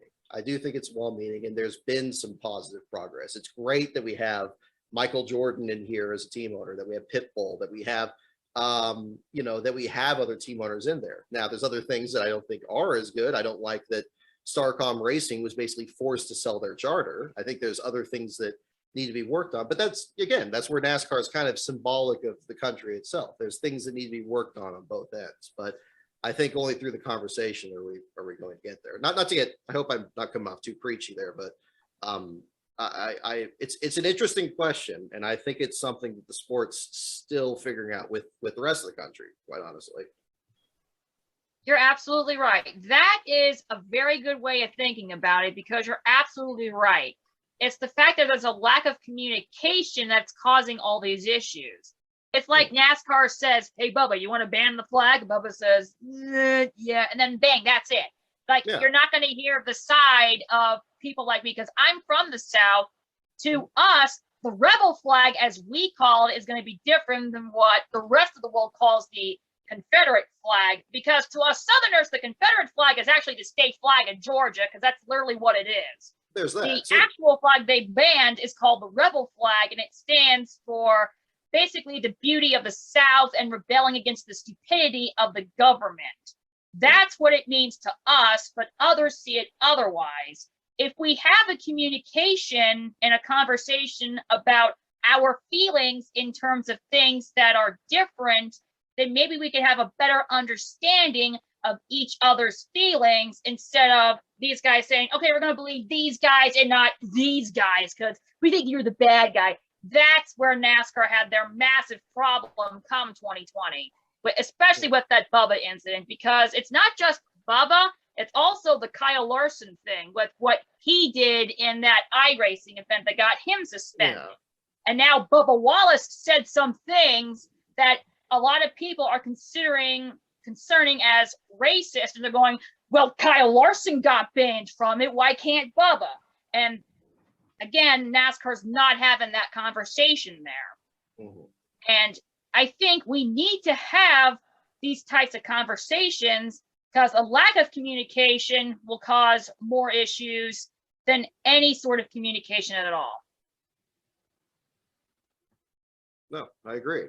And it's difficult. I mean, and again, we're all trying to figure it out, but I think it's good, again, and I hope I don't want to leave you out of this, Alex, because I want to, get your side of it too. And that's fine. The spirit of this to get your side of it also. But, because again, everybody has different perspectives, and those things do come to conflict, but conflict isn't a bad thing. It's good that we not everybody agrees on the same thing. It's what you then do after that conflict. That's the important part there. So, again, and I hate that Rich Bickle had this conflict with you guys, because I think he's, his book is actually one thing I'm hoping to check out, because I'm sure he's got another interesting story of himself. But it's disappointing.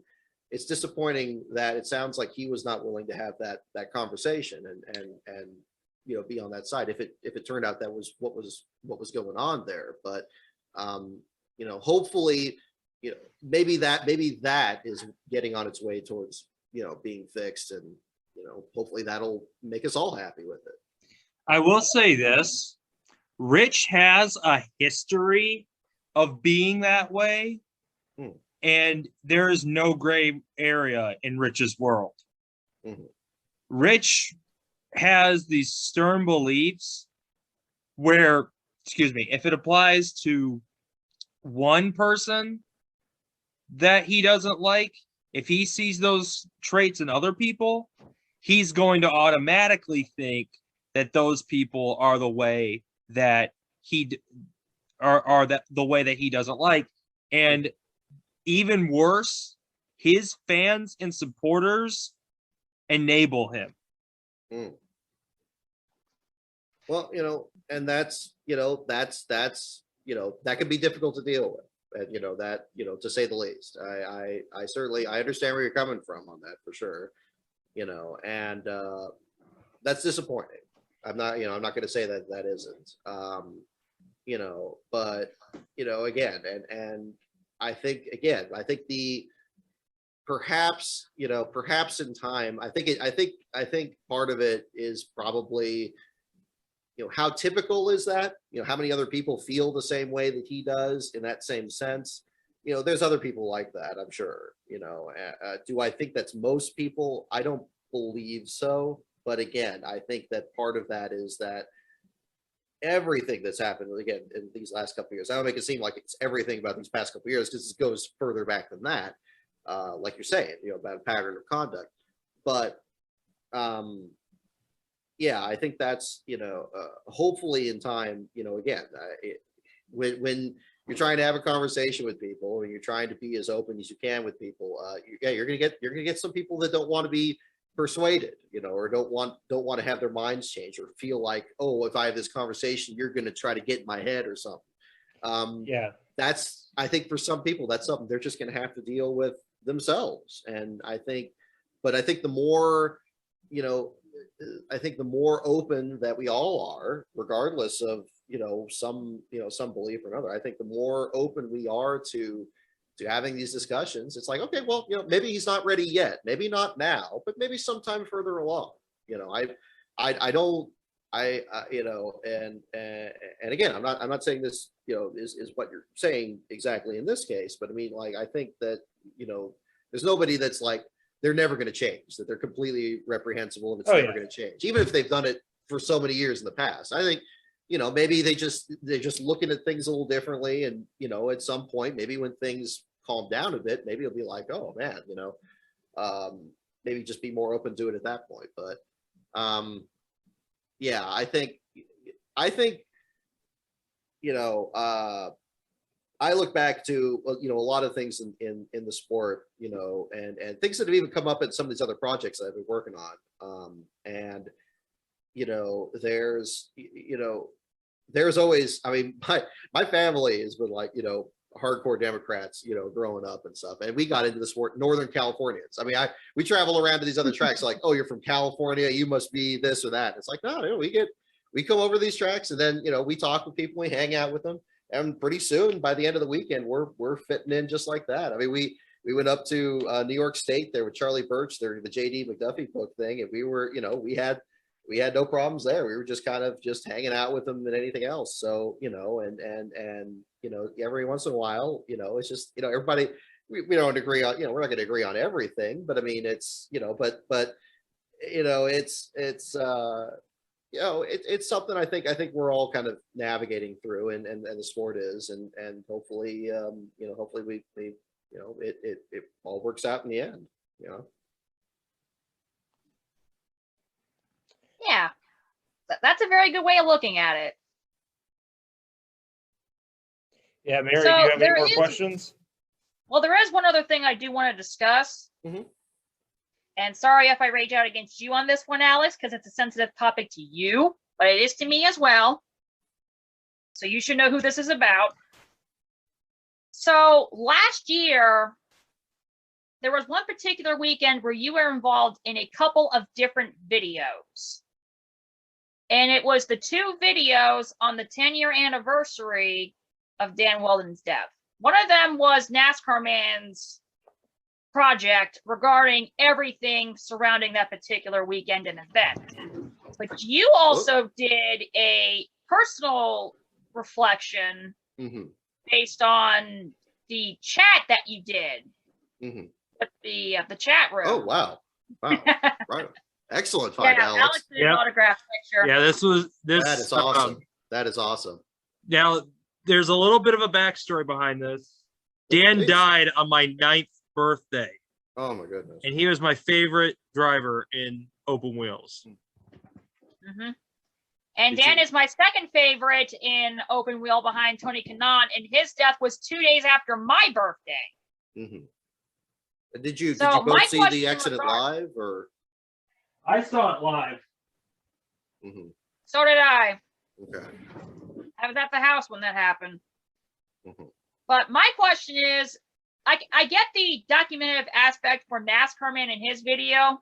What gave you the inspiration to do that chat room reflection video? That's because you're more known on NASCAR than IndyCar or open wheels in general. Exactly, and that's a good question, because I know that if you see, certainly you compare my video with NASCAR Man's, you see the difference in familiarity with the sport too. Because mine, I think NASCAR Man's video on it is, I think honestly his best yet. I think the way he broke down the entire context of it. I knew if I was going to do something on the subject, I wasn't going to be able to do that better than he was going to. We actually had conversations about this during the summer of 2011 when I was starting to put this one together. You know, but with the subject of the chat and everything, and this has probably been the most controversial video I've done so far, and that wasn't entirely unexpected, and I sensed that was going to be. Well, I mean, not everybody. There's a couple aspects of the video that I sense that people aren't happy with. Like, there's some that just don't like the chat, and I get that. Like my gaming articles. Yeah, it's, you know, it's very much, you know. Yeah, some of the chat was pretty out there. Like one person calling Danica Patrick the wife-in-law or something. Yeah, there's that, and there was some parts that that went a bit further that I left out of it. That was just like, okay, well, let's not put that in there. But you know, and I think the importance. Yeah, well, and I know it's different from a lot of my other videos, because a lot of my other videos I try to keep things pretty PG-13 as best as possible. But this, I put an advisory at the beginning of it, but perhaps I should have been more clear about the language, because I think that caught some people off guard. But it's a first-time reaction to this happening, and I'm sure, you know, it was. I mean, I know for me personally, seeing it at the time, it was that reaction. But the other part of it too is where. And I'm describing it within the context of my own experience, that it was at a time where, you know, I was in this chat and just kind of goofing around as a fan. I was part of that chat too. I mean, you know, people are trying to make it, you know, I don't want to make it seem like, you know, oh, all these people were terrible and they were saying all these ridiculous things. Look, I was in there too. And there was some of that was mine. So, you know, I do think, you know, anything that's particularly outrageous wasn't what I said, but I was in there, you know, and so that reflects on me as well. I figured it was mutually assured destruction if anybody in the chat's upset about that. But you know, that was at a time for me personally where I was really grappling with what it is to be a journalist and have that distance and being able to properly describe or you know act to the proper protocol when something serious happens, versus being a fan and just goofing around and you're hanging out with friends. Like, where to strike that balance? Like trying to balance two sides of yourself. Yeah, it was, and this became more and more clear the more I looked at that old script, and I saved it from the time. I had it in my computer, and I was saving it at the time because I was like, I had done this with the Indy 500 that year, and that's why that shows up in there too. I just saved the last lap because I was like, wow, we were all just laughing and holy cow, we can't believe that happened. So I knew how to copy paste it, and so I had that, and I had the Indy one, and it just sat on my hard drive, and it's been sitting on my hard drive for 10 years. Didn't do anything with it. This particular chat I was in, I'm trying to do this as delicately as I can. I'm no longer a member in that chat anymore, and it was some. Yeah. It wasn't immediately at that moment, but that moment was one of the moments that basically led to kind of. It just didn't feel right. And I wasn't the only one. There were other people that just didn't like doing it anymore either.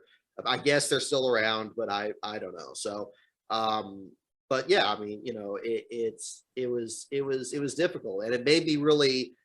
It was impossible, and perhaps the last vestige of it being like me more as a fan than a writer. It was impossible for me to separate that from my own memory of what happened. It was impossible for me to separate that chat and what it was like for me personally in that. I mean, I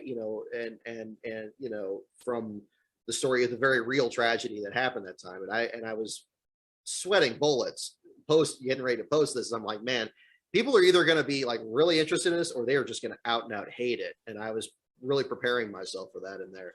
So, but I felt, you know, and I don't like talking about myself too much in these own videos. I do it in the live stream because I think that's more of a laid back atmosphere. But in my produced videos, I try not to do it as much as possible because I'm just not comfortable with it. And with this particular subject, I mean, it was such an awful time. And the other thing that really surprised me too is, and like you were mentioning, Alex, I mean, so many people. I mean, I graduated from college by the time this happened in my life, but you saw it, at a very young age, and so many other people in the comments were like this too, where it was something that happened at a very formative time in their lives, and it was just too painful to even think about. And I think that's where a lot of those emotions came up in the chat too. So it was a challenging subject, but I knew that I had this chat. I didn't know what I was going to do with it. I know I left that group, and I know that they're not happy with that being out there. But I do feel that it had a historical significance to it, and I thought that with the anniversary of it coming up, we'd already been to Las Vegas for the Cup race, so I was able to visit the memorial that Jamie Little placed out there. It's like, well, I got to do something with this, and so I felt. But I felt the best way as possible is just not add a lot of embellishment to it, not add anything else to it, just show it and just see what people think about it, and I think a lot of people, I got to stop by a couple of people at Phoenix that really appreciated it, but I know that I can tell from the hit count and some of the comments in there that it's not my most popular video, but I have to be comfortable with that, because sometimes when you're writing something or when you are producing something, it's not always going to be, the happiest moment or the most, enjoyable thing for people. But I think it was an important moment.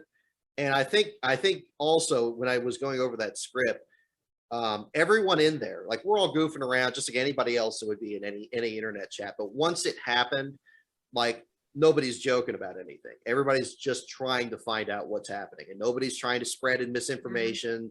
The tone, how quickly that changed, I thought that was very important to have that come across. And I hope, and I'm sure there's probably some of those guys, from that chat that are watching this that are still not happy with me for posting it. But I hope that, in time, this kind of dovetails with our earlier conversation. I hope that maybe they look at that and say, look, it's first of all, I'm not putting usernames in there, didn't put any of that. I haven't even mentioned the source of the actual even chat from that point. Yeah, I was gonna say that, we don't know the source. Why would they be mad at us? Yeah, exactly. It's like, look, I want to take as much of that out of there as possible, just to convey.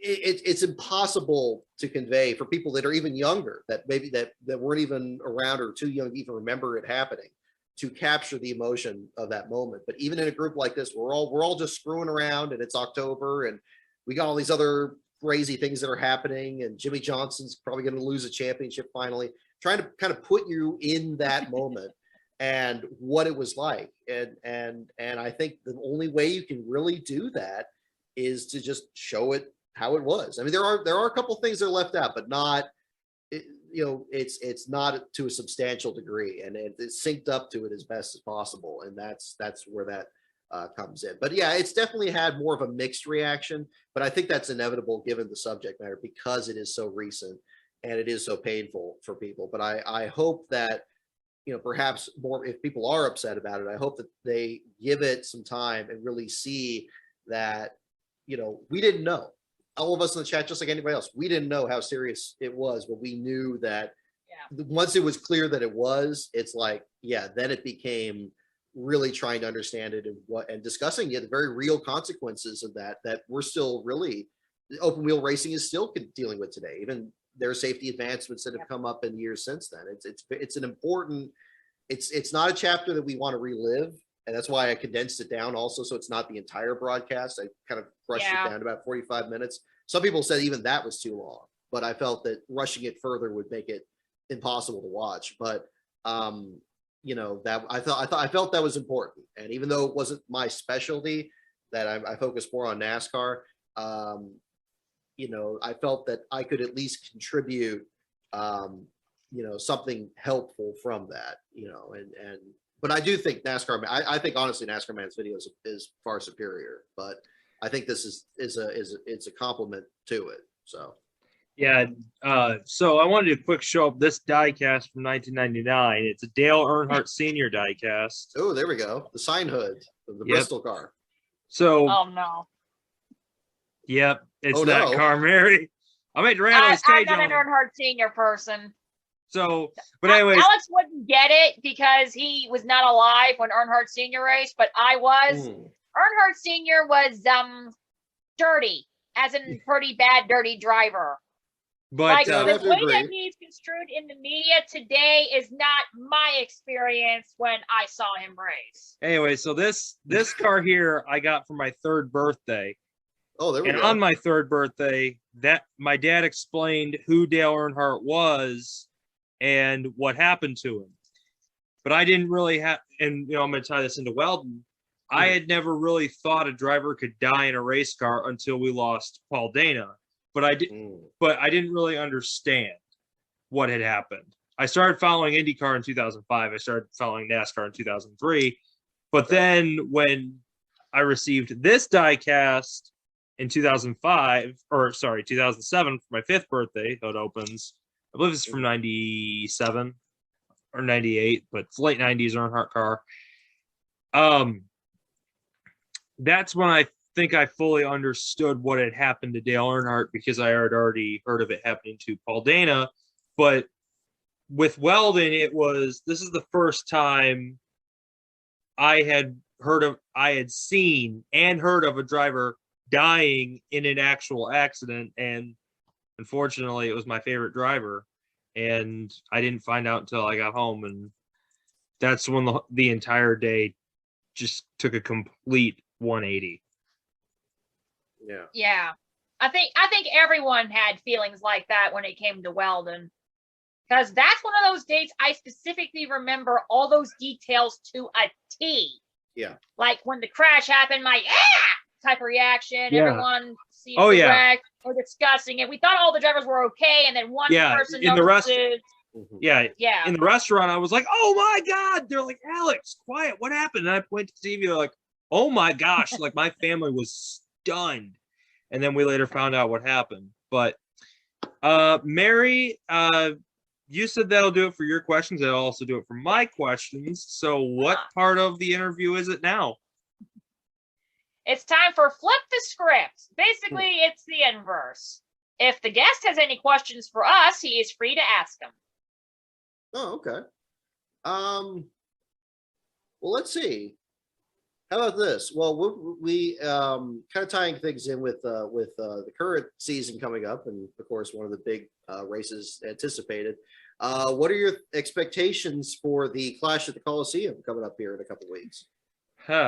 Well, when this goes out, we'll already have seen it. So okay, well, so we could preview for it. Then maybe viewers can compare it to afterwards. Yeah, if you guys are watching via the YouTube aspect, comment down below and see if what we say in the interview ties in with what we say on the podcast. I just expect it to be like I expect it to be kind of boring in a crash filled race. They'll go down the straight and then they'll turn, and they'll go down the straight again, then they'll turn. It'll kind of be less like a race like Bowman Gray, but all those cars in that small space, I don't think it's going to work.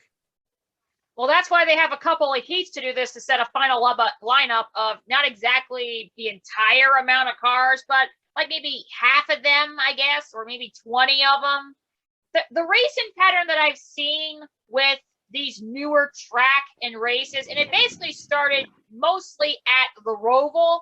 It'll be an average race, but then it has this spectacular ending because, it's the greatest thing ever. We got to have this race on here forever. Yeah. I can see that happening. That to be one of those. I can see that happening for sure. Yeah, so do I, unfortunately. Yeah. Anyways, that'll do it for this week's Hot Seat with Brock Beard. Where can people find you on social media? So I'm most active on Twitter at LastCarOnBrock. I've got a Facebook page. I barely use it, but people are welcome to check that out as well under Brock Beard. My YouTube channel, just look under, again, most everything else is under my name. So Brock Beard on YouTube. Got the content, got Rise of the Field fillers, next episode of that coming up in a bit. So plenty more on its way, but the Twitter feed's the best place to check out for people to get updates. All right. Well, that'll do it for this week's Hot Seat. Awesome. Thank you so much for having me on. Yeah, thank you. Now, that was a fun interview. I never thought I'd get really the chance was. to talk to Brock Beard. That was definitely fun and very enlightening. Now, let's go back to what we talked about regarding Caitlyn. What do you want to talk about her podcast? Or what do you want to say about her podcast? Well, given what she's going to talk about on her podcast, I do believe it's going to be something very unique and very fun. Now, she didn't say it's just about travel. It's also about life being a single mom. Yes. Which I can't imagine how that is. Very true. But you've talked to her about that, I think. I have a couple times. And you two probably talk about female problems. Not really. What do you talk about with her then? Me? More often than you think. Do you think Alex is going to do this? Do you think Alex is going to do that? No, it's usually you asking me to ask her something. Oh, probably a stupid question that I don't want to ask her. You see, the truth is that neither one of us is really the gossipy type. And I know that she's very busy, so I don't want to bother her at an inconvenient time. So that's my usual thing. I do But talk she with her always every once talks in a while. about, but so I'm assuming I talk to her more than you do. You actually do, probably. But she always makes herself available. And that's cool. But that's just me being me. Anyways, I did not get my package. Well, not yet. We'll see. We will see. We really will see. Because and a burp. I gotta stop with that. Why? Then drink something else. I'm drinking water. I'm not like a monkey that drinks beer. Oh, jeez. And you know what I'm talking about. I do. I don't know what's funnier, that or what Larry McReynolds did. What did Larry McReynolds do?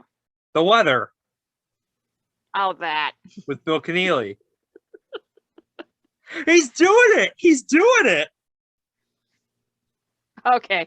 But you know what? Going back to Brock Beard, he recently put out his the next edition of his Field Filler series involving Hermie Sadler. Did you see what the very last scene of the video was?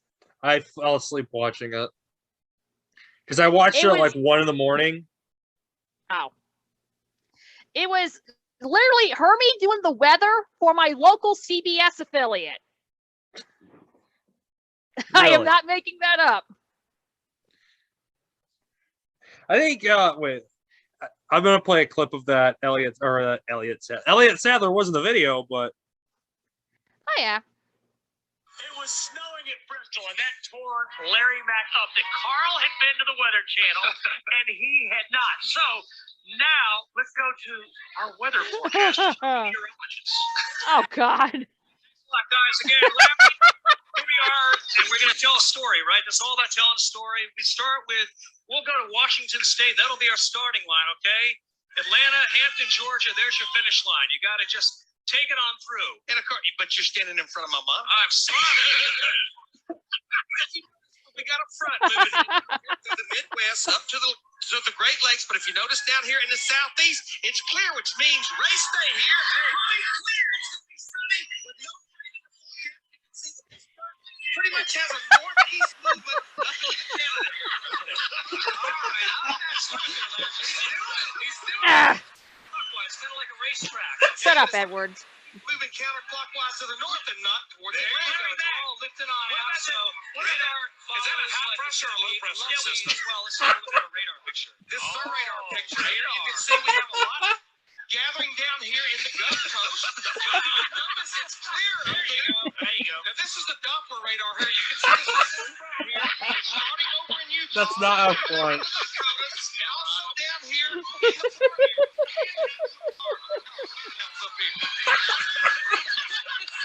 Once again, my point is Oh man. Atlanta, Georgia, which is what's important. All right, Larry, you're doing a great job so far. Now Okay, that's enough.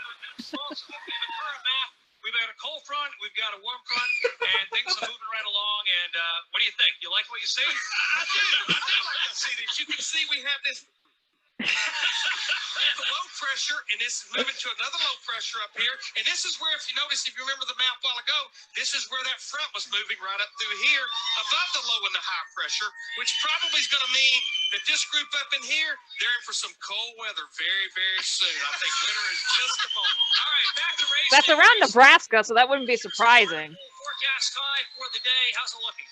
We're supposed to be around 70 degrees. There you see the temperatures right here. This is on Sunday. If you can see down here in the southeast, in the 80s, somewhere up here where they're playing football, which who cares? It's the 70s. Now out here, jackets on. It's going to be cold in the Colorado Rockies out here. Look up here in the 20s in the northwest. But the good thing is, one more time, clear and in the high 70s.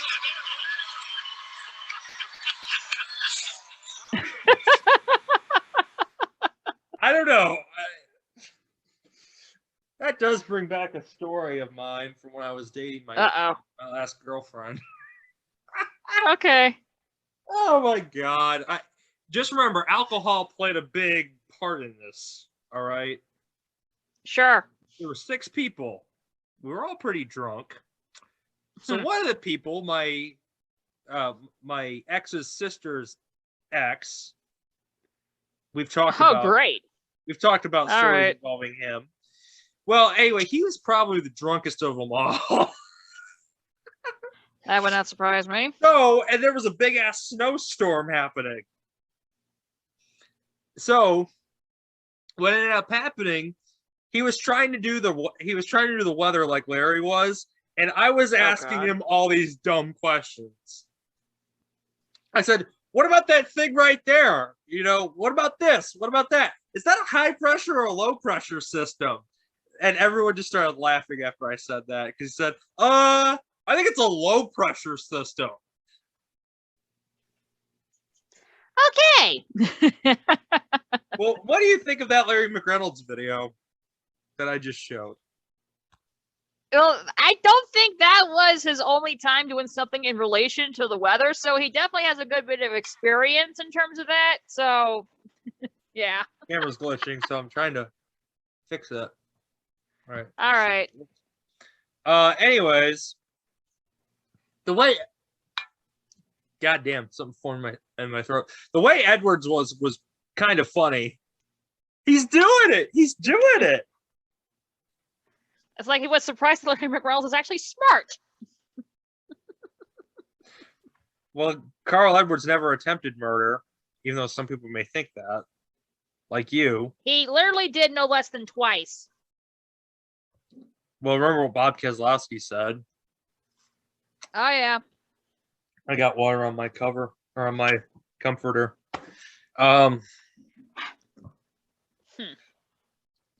Anyway. NASCAR really didn't like Carl Edwards.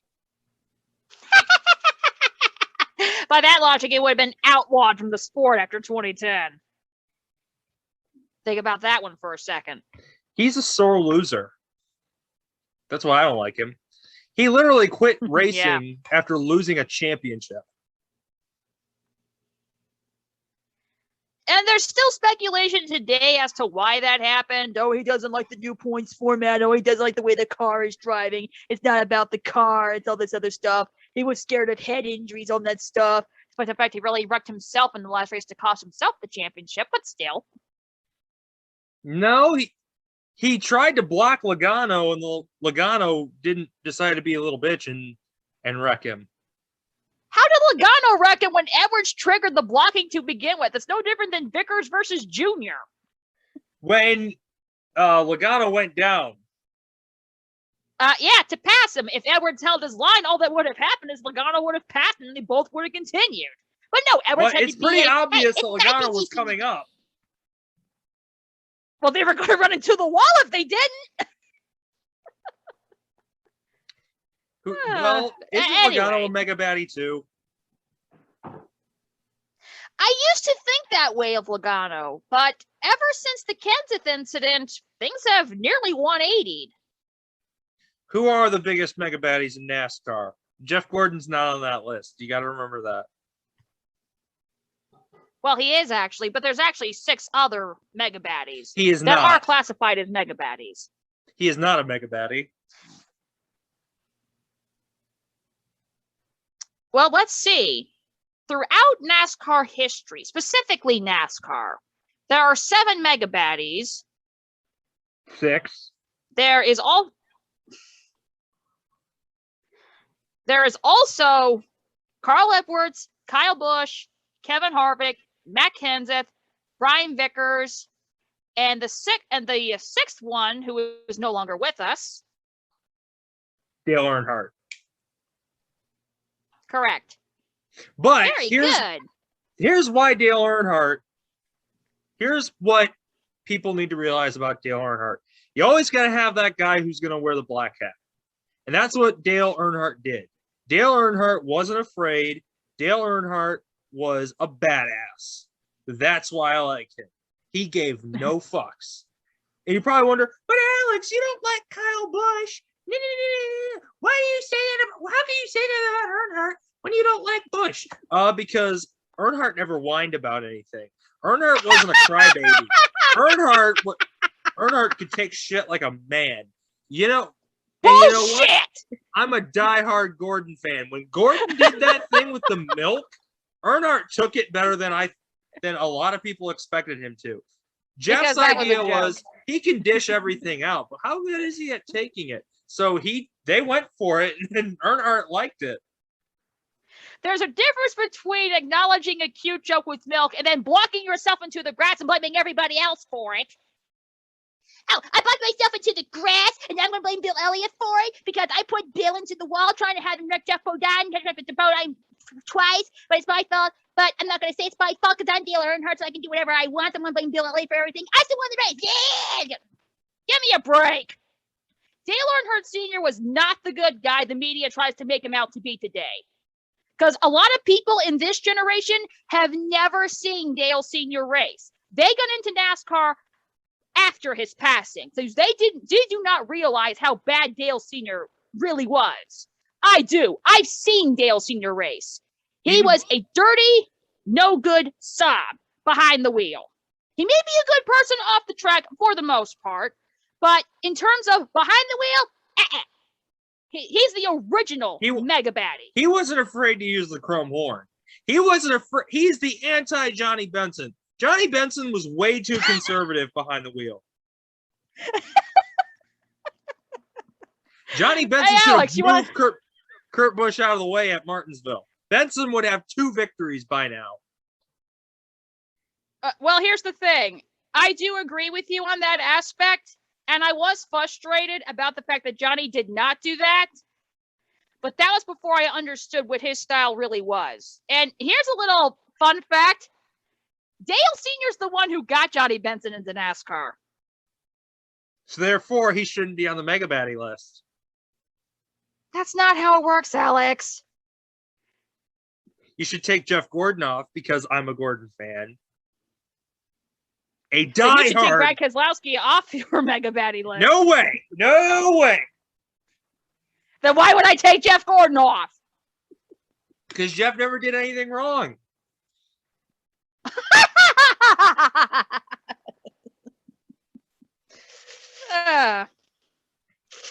And there's a saying that I have about the aspect of the 90s. 90% of the fans are either pro Jeff Gordon, pro Dale Earnhardt, or anti both. You had the Gordon fans who hated Earnhardt, you had the Earnhardt fans who hated Gordon, and then all the other fans hated both. Guess which category I am. And you hated both for baseless reasons. Oh, yeah. Oh, believe me, I was not the only one who did not like either driver. I'm assuming you drank Coke. Okay, well, my package finally came, and my mom is expecting something. All right. So while I go get the package, and while I go get my pocket knife that I don't really keep in here, but Okay. just because I don't like keeping pocket knives in here. Where's a pocket knife when you need one? At one point, I had a toolkit that had screwdrivers. My dad had one too. It had like a screwdriver, a hammer, and a bunch of other shit in it. It had a knife. I think those are called Swiss Army knives. I don't know, but I'm gonna go get my package, and I'm also going to get my mom's package if her package is here. So while I do that, why don't you talk about me and why you think I like Jeff Gordon? And then when I come back Okay. and open the box to see if it's what I think it is, I'm gonna ask you, and I'm gonna set the record straight. I'm gonna ask you what you said, and I'm gonna set the record straight once and for all.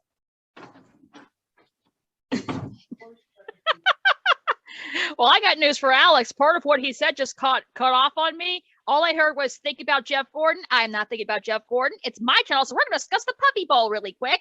The Puppy Bowl is going to happen this weekend. It's our big game of the year. We have Team Fluff against Team Rough. I'm really expecting Team Rough to get in a nail biter. Surf and Biff are the two MVPs of Team Rough, so that's going to be a lot of fun. But I'm very intrigued by one of the Team Fluff players, Benny, whose back legs are paralyzed. So it will be very interesting with the technology for the players of the Puppy Bowl to see how that's going to go for the Puppy Bowl this week. Otherwise, their MVP on Team Fluff, Mr. Tinkles. Yes, that's his name. I'm expecting big things from Mr. Tinkles as well. It's going to be a very nice duel between Mr. Tinkles and Surf to see how that goes. Squeak and Firework of Team Fluff are also going to be very interesting to keep an eye on. But that main six line for Team Rough, which is Surf, Biff, Maisie, Ridley, Teddy Bear, and Lulu, that's going to be the main ones to look out for on Team Rough, and why I think Team Rough should get the win in the 2022 Puppy Bowl, the big game of the year before the 500.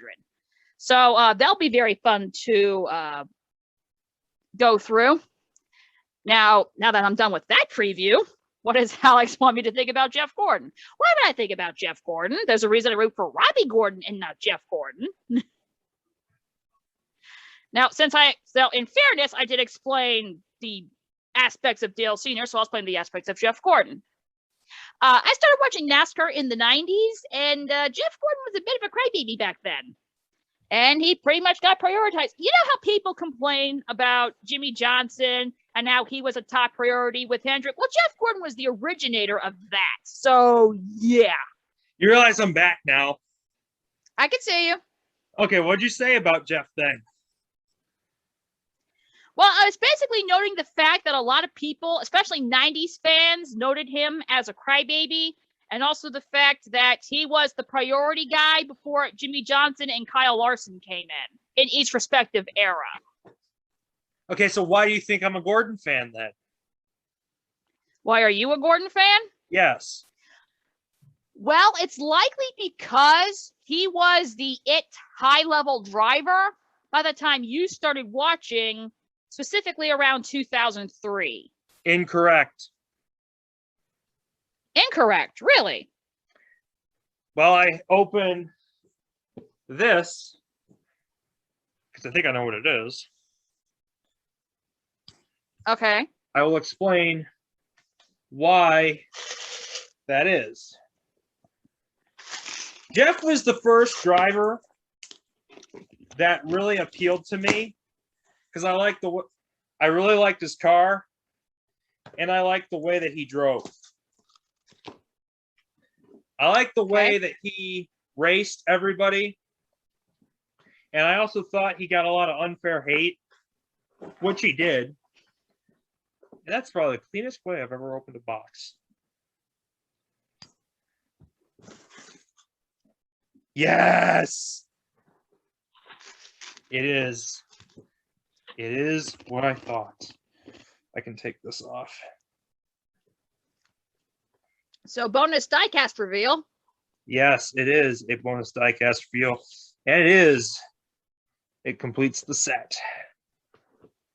Okay. You have to guess the driver as to who the car is, and it's one of the big three. Your big three is Jeff Gordon, Dale Jr., and Chase Elliott. I assume we were talking about Gordon because it was Gordon. Nope. So it's Junior. Yes. That could be anything. Do you know any specific paint schemes Dale Jr. has had? No. It's not a paint scheme. It's not a paint scheme? It's not a paint scheme. It's a race version. It's a what? It's a raced version.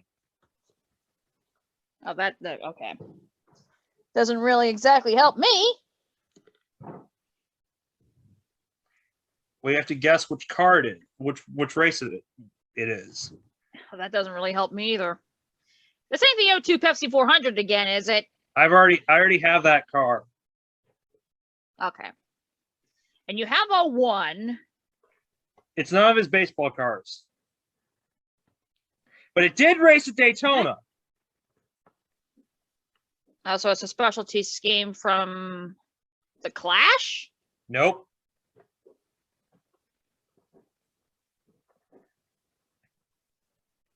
You're thinking Is this the right that era. Cork that he ran in 01? Nope. I don't collect sports cars. They're way too damn expensive for me. Okay. Which is why we don't talk about sports car racing here.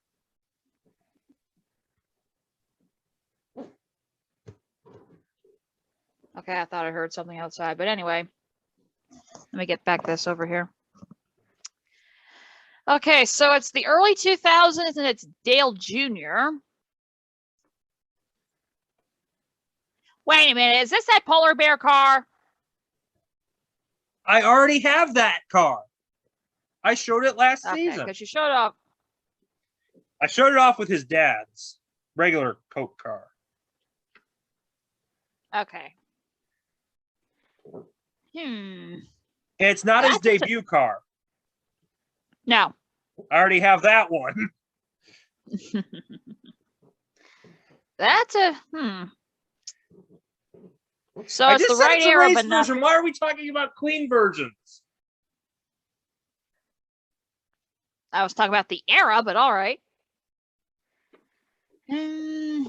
One of the more common Dale Kind Jr. cars, but nobody thinks it's that common.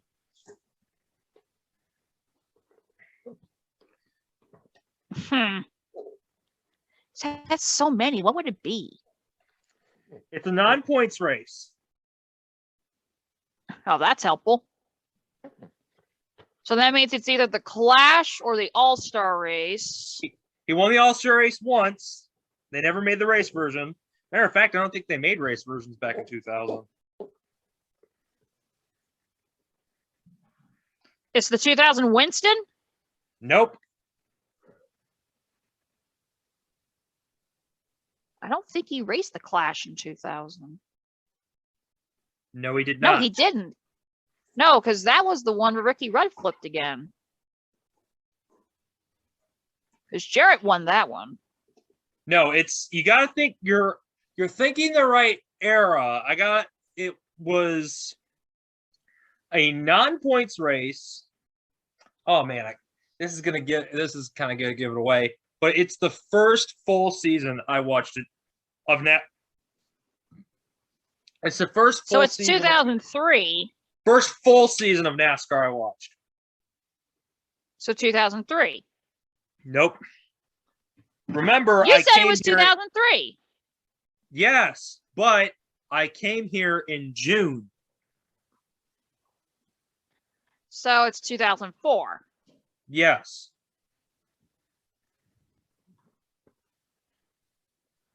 So it's either the Clash or the Winston.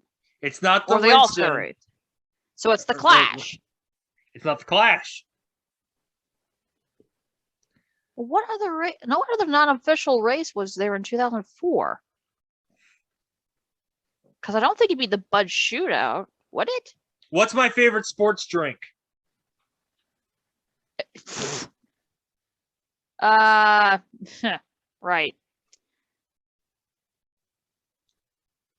Powerade or Gatorade or Bingo! You said it. it was the Gatorade. twin 125s? Yes. Okay. Let's unbox this. Let's unbox this motherfucker, The shall we? Gatorade 125 is literally the qualifying races for the 500. So I can still get that die cast. They're Anyways, the same race.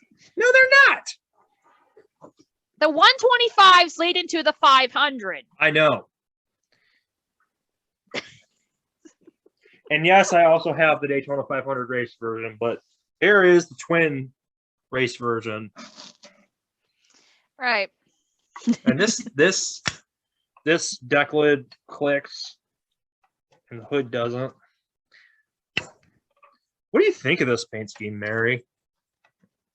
That was not too bad. It's a nice alternate variant. Do you want me to go get the 500 race version? Sure, so we can tell the difference. Yeah, I'm gonna go get the 500 race version.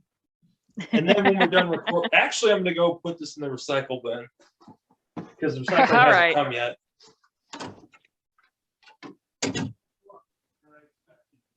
Okay, that was fun. So, I hope you guys are enjoying the show so far. Despite the fact to talk about the culprit, though I told Alex not to.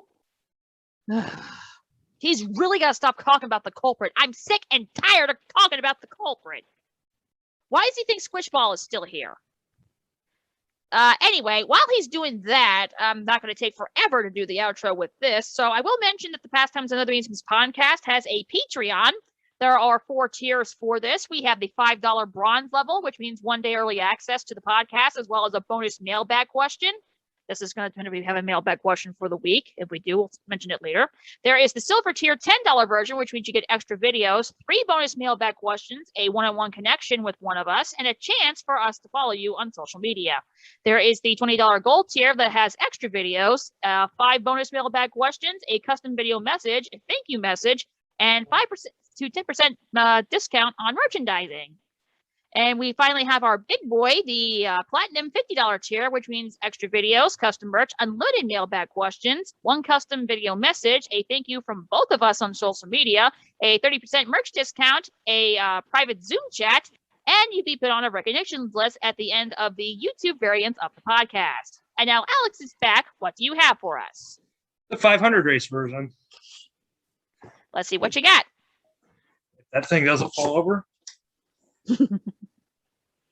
Okay, now what is the specified difference between that one and the twin 125 version? Well, if you notice, this one has a big ass. One has a tire mark.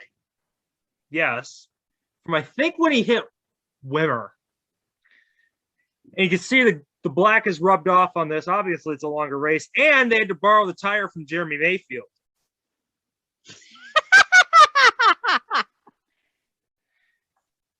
Is that the only difference? Okay. Okay, why are the bumpers different? Because do you remember how much he was getting hit in that race? Because he had a pretty good car. Yeah, it's called bump drafting. That's basically what it is. And the welcome Nextel bumper. Oh, yeah, because it was 04, so that was their first race as the title sponsor. As you can see. I don't see much of a difference. The tire mark from when he banged into Stewart. Oh, I see. From when he passed Stewart and basically body slammed him. And the front. Obviously, the dates are different. Okay. And there's more rubber on the 500 one, but that's just kind of by nature. All right. But yeah, it's a nice paint scheme. I need to get the clean version. But, oh yeah, this one actually has dirt on the 500 one has dirt on the roof, which you can't really see. Okay. A lot of my junior diecasts actually are Bud cars. Obviously. How's that obvious? Because a good chunk of his career was sponsored by Budweiser. Okay, I see where you're going from there. But of course, but actually, I'm starting to think that Dale Earnhardt. I have more Dale Jr. diecast than any other driver. Yes.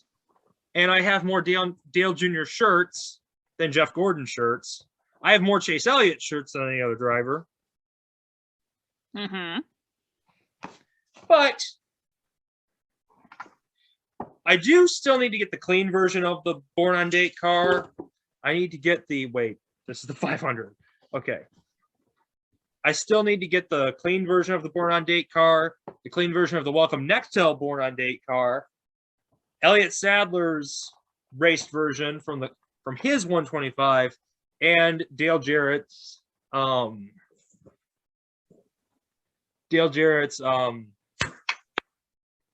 shootout race version. Okay. And look at the box designs. Like, really, you're not going to argue with this. With how good this looks. That is good. Why can't we go back to those days? Yeah, really. Anyways, I love these cars. I am so happy I got them. I spent $100. Ah. I should not have spent. I did not expect to spend that much. This one was $30. This one was $50 plus shipping. Mm-hmm. So, but yes, I can finally cross these off my bucket list. Mm-hmm. Now I got to get Jeff's 05 Daytona 500 win. Also, another announcement over the summer. Guess where I'm going? Charlotte. Oh. I'm going to see the Hall of Fame in a few race shops. Well, that sounds cool. So you actually might see a Hall of Fame tour video with a voiceover for the first time on my channel. That sounds Anyway. cool. Do we have a mailbag question for the week? Yes, we do. If I can get into the past times, I got a text message. From who? From someone. Not my late night booty call for those people who might be wondering.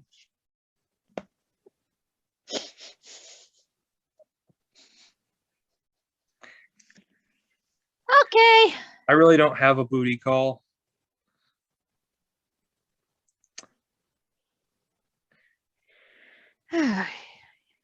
Okay, here's a good one. All right. This one is for me. And I don't really use the names of these people because they asked not to be named. Okay. Alex, why do you have the... What the fuck does that say? Let me look closer. Who cares? Who cares? All right, here it is. Watch it. Alex, why do you have the... This person's weird. Why do you have the policies in place that you do regarding comments? And why don't you respond to DMs on your private accounts? Well, I already answered that. Yeah. Another question we got is, what do I expect from the next gen car? I don't know yet. Another question I got this week that I wanted to answer that might take that I can actually give a little bit more of a longer response to is, hang on.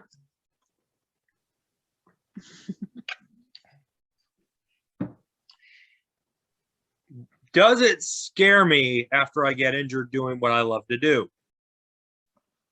No. Because you have to convince yourself that this is okay. If you truly love doing it, continue to do it until you eventually feel like you can't do it anymore. I'm young, So yeah, I have my health, but at the same time, I want to keep my health. I don't want to go on too long. Right.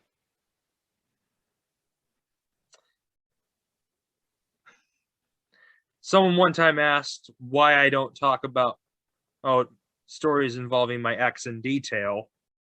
That's none of their damn business.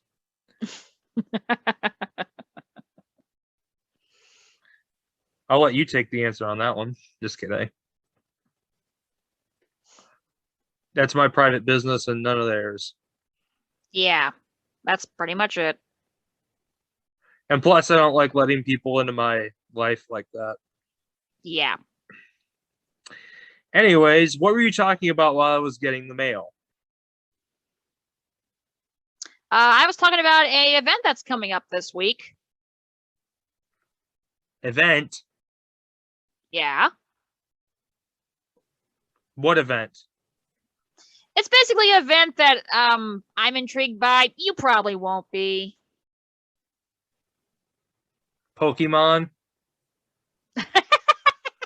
No. Duel Monsters? Do you even know what Duel Monsters is? Yu-Gi-Oh! Good guess, but it's not about that either. What's it about then? Well, it's about the big game. Oh, the Super Bowl.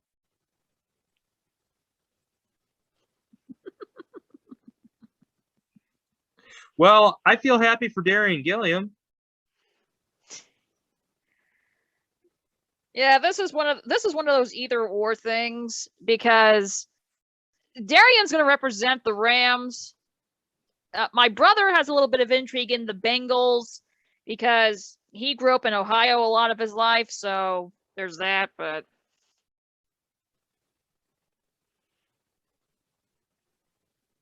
what happened? I know that look on your face. What? Your eyes getting wide open. Something happened. No, nothing happened.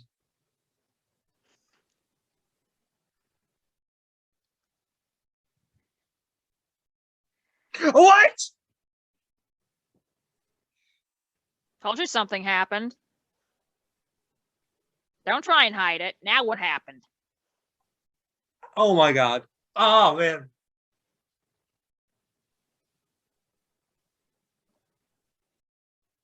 Mm-hmm.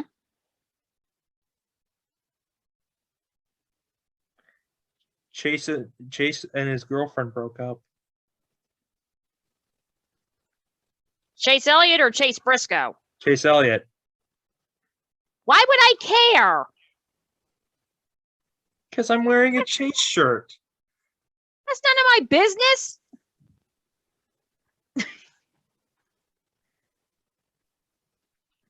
Anyways. Woohoo, breaking news. Why would I care?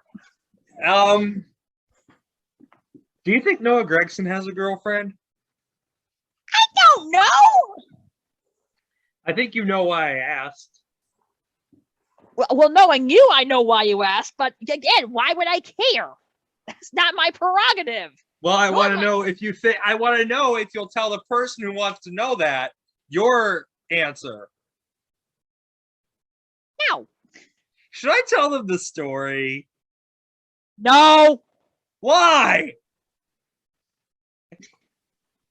Because the person involved is not here right now, and honestly, I don't think the people of my channel are that intrigued. But it has something to do with somebody else who everybody on your channel knows about. No, it doesn't. Yes, it does. Because remember who the main person involved. It doesn't. Yes, it does. No, it doesn't. Yes, it does. No, it doesn't.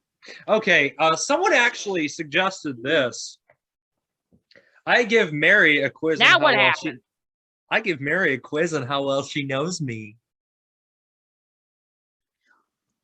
Why would you do that? You actually think I know that much about you? Well, we'll see about that.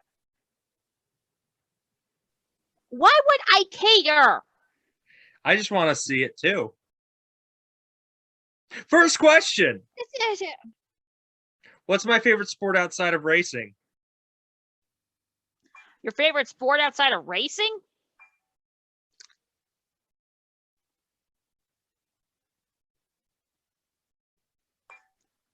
Football. Yes. I'm pretty sure that's an easy one. I had a 50-50 shot at it. What was it, football or hockey? Right. Well, I do love my Red Wings. Who's my favorite But you football also team? like the Colts. Oh, yeah. Well, everyone knows that. I Who are beat my you other to it. favorite sports teams? Who are my favorite baseball and basketball team? And they're from rival cities. Oh, yeah, that's helpful. Let me get up for a second. I would not have a clue on this one because you don't really talk about them that much. Okay, let's see. Think I back really to need last get a week on desk baseball. 'cause- Oh, that's very helpful. Do you know how much to pay attention to baseball? Well, think back to the sweatshirt I wore. Like I can remember back that far. My short-term memory is not as good as it used to be. The Cubs and the Pistons. I had a feeling it was the Pistons, but I wasn't sure about baseball. Everyone knows I'm a Pistons fan. All right. And everyone knows I'm a Cubs fan. Well, I thought you usually more with the Colts, but Everyone associates me with the Colts. Yeah. Especially in the NASCAR online community, because Danny B and I have gone at it a few times. oh yeah, I remember that. The 4 and 5 Colts, and then they win the next 3 games. After he said that, they literally won their next 3 games. Mm-hmm. Okay. What is my most prized NASCAR diecast? This should be an easy one. No, it's not. You got so many, it's hard to tell. Not as many as some people. Well, yeah, there's that, but him. It has something to do I with want my to say it's favorite- related to. It is related to Jeff. I was going to say that.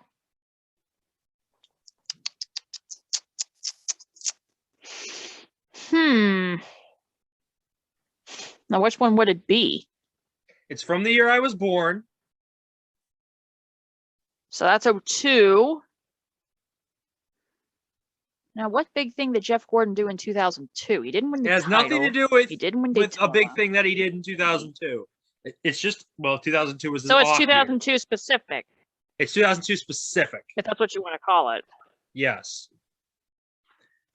My 2002 Pepsi car, regular Pepsi from Talladega, that is signed. Oh, okay. Oh, yeah, that was because my it's first of autographed. 3 autographs of him. What is my prized possession overall? Oh, I know that one. It's your Weldon autograph. Oops, wrong shelf. That's my shelf full of 164s that are still in the package. Yeah. Just shit that I have no place to put them. Okay. This actually Out works of- out better for me. What is my favorite color? Yeah, like I know that one. Blue? Yes. Okay. What was my first racing number? This is an easy one. No, it's not. I don't know that. Really? Like logic would say 24, but Yes, oh, it is 24. Okay. it is. Was. Okay. How many concussions have I had? Hey, right. Where do I start with this one? 3 that I know of. 4. Okay, I had a hunch it was 4, but I wasn't sure. How many times have I broken my ribs? Probably as many as Johnny. More, probably. Well, there's 3 that I know of, and another one that probably he did too. So it's more than 4.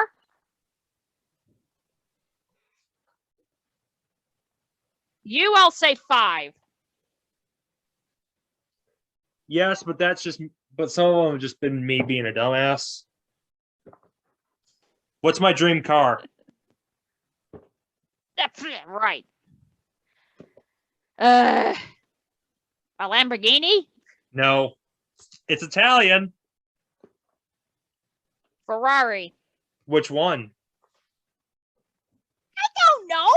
A 458 Italia Spider. Oh, sure. Very easy. No, what's the significance behind this picture? The Beatles, your favorite band.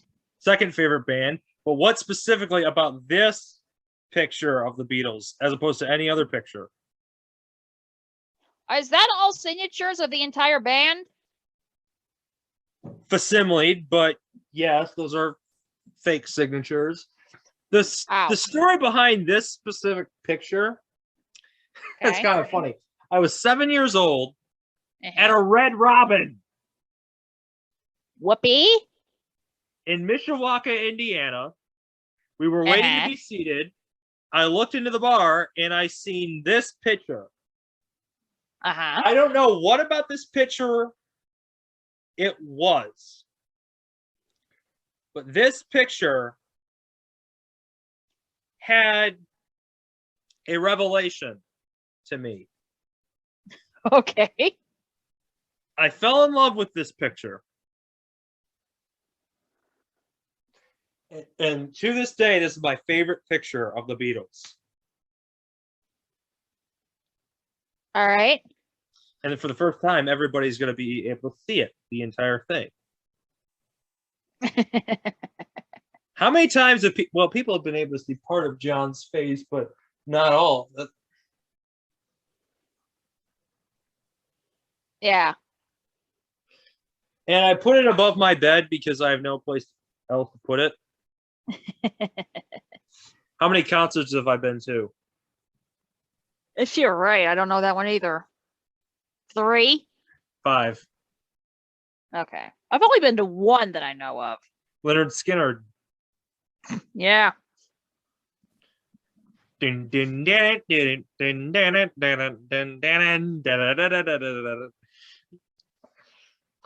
the only one that I know.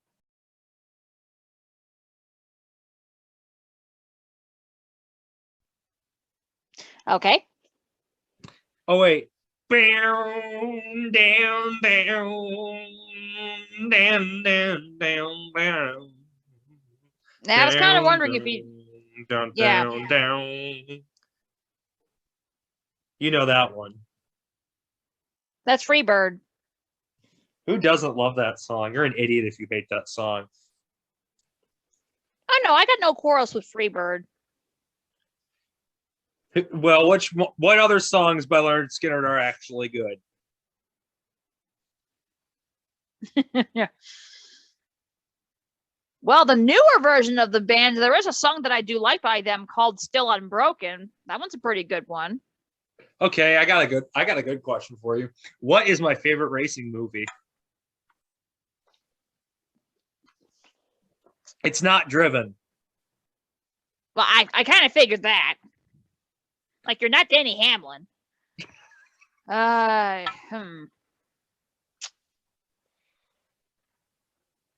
don't know if you remember Days of Thunder or not. Well, that's my answer. It is Days of Thunder. Okay, that's good. Okay, that's good. Talladega Nights is funny, but here's the flaw with Talladega Nights. It makes Oh, fun boy. of NASCAR. It doesn't celebrate NASCAR like It's a Days of Thunder comedy, does. so If I'm gonna watch a Will Ferrell movie, I'm gonna watch Step Brothers, never seen it. or I'm gonna watch Anchorman. Okay, Or I'm gonna that watch one, that's a good one, yes. Or I'm going to watch Semi-Pro, which takes place in my home state. The Flint Tropics, really? Flint is not a tropical city. No, it's not. I live in the same state. There is literally a mound of snow in my neighbor's yard. Does it snow in tropical places? Maybe once in a blue moon. It doesn't. I don't think so. And I'm going to Hawaii in April, and I don't think it snows there. Again, once in a blue moon. Here's my hope for that trip. Darian Gilliam will substitute host for me. Now that would be interesting. I don't know if I can leave you two in a Zoom room together. What you would have to do is do the podcast on your laptop, record it, put it on the pastime, upload it as a draft on the Pastimes account, and then I'll be able to download it and let it process overnight, and then I'll be able to put it up. I'll see what I can do. Or I could, oh my God. The thought of this coming into my mind. And what's you and Caitlyn that? doing the podcast together. She does have the recording capabilities, so that's theoretically not out of the question. Yeah, but I don't know if I can trust her with And it would be you. the first girls-only show. Ah! That's why I'm afraid. Huh? That episode would be way too feminine. No, it wouldn't. That was a joke.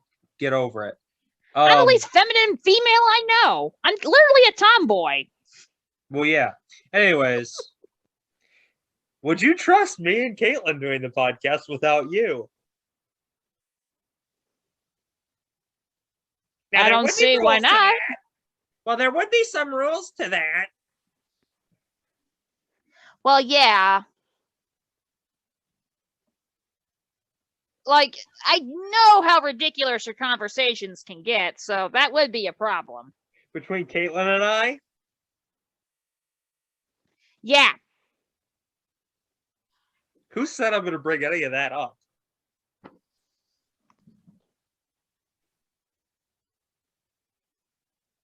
Who said? You! I never said I would bring that up. Garbage, you always do. No, I don't.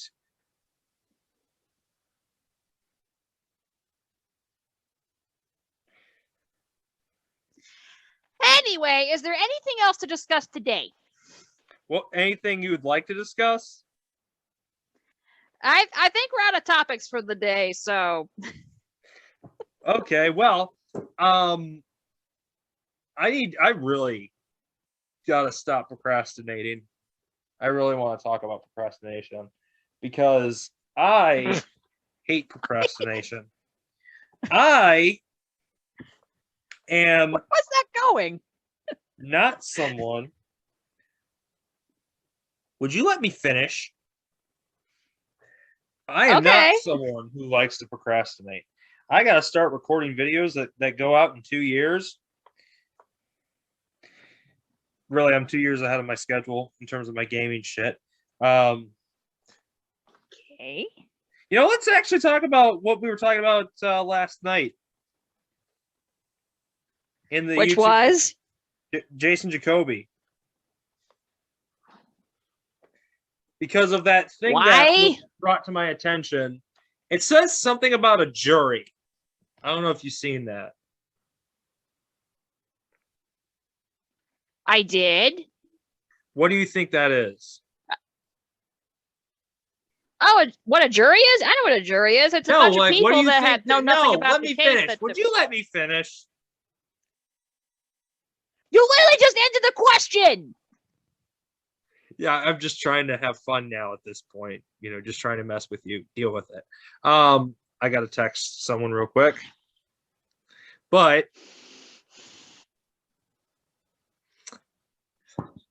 what do you think?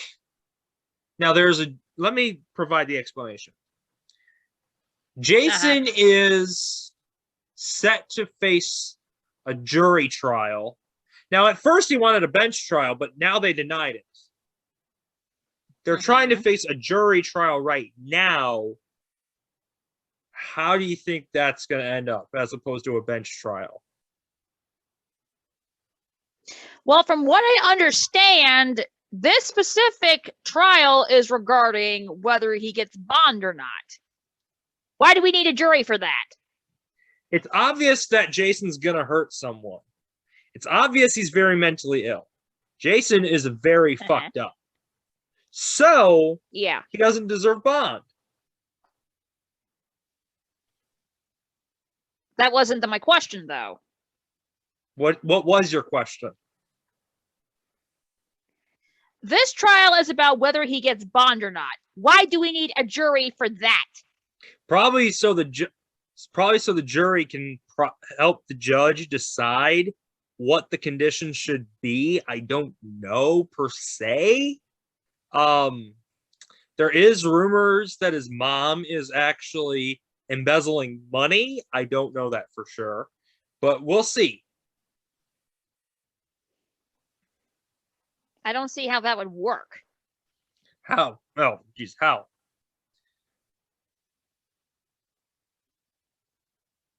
Like, this is just for bond. This is not whether he goes to jail or not. Well, I need to find out whether or not he's been arraigned or not. That's the thing.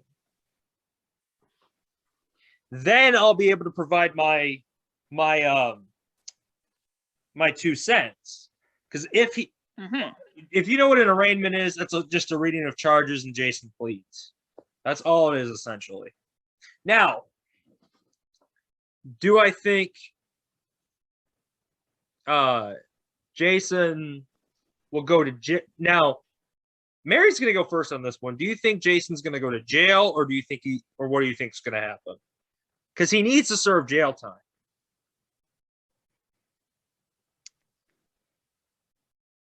Theoretically, he should. The question there would be, how long?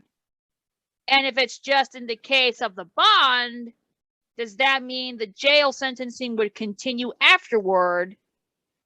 Or is there going to be more to it when the actual court case happens? Here's my thing. The 5 counts of aggravated stalking he's facing are just related to Mackenzie. Maybe if the cops get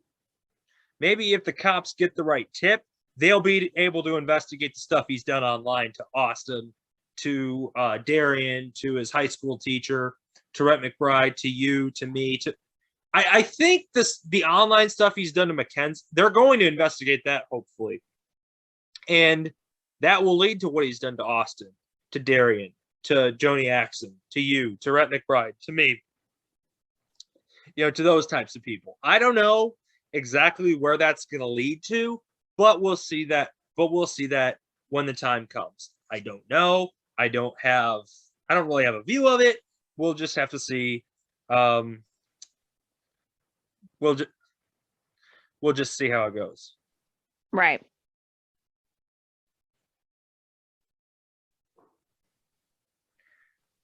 So is there anything else that we need to discuss before we close out? I want to ask you, what diecast do you think I should get so I can add them to the list? Right. Like, what is the most rarest diecast that you could think of? Like, let's go back to the impossible challenge thing that I suggested on the previous episode. Oh, I got one. Kyle Busch's Darlington win from 2008. Clean or race version. Why would that one be rare? Oh, it's mega rare. Go for it. Or Matt Kenseth's Daytona 500 wins. Those are rare. Yeah, considering that he shouldn't have won either race. His 2009 win, that is mega rare. That is a grail car, if you're a Kenseth fan. Hypocritical coward. Well, he is, but not because of the 500. Because of the championship? Huh? Why is he a hypocritical coward? Oh, where do I start?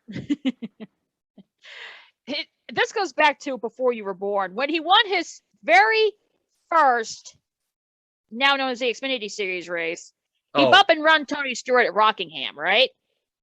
Oh, he was good at Rockingham. And he goes, you got to do what you got to do.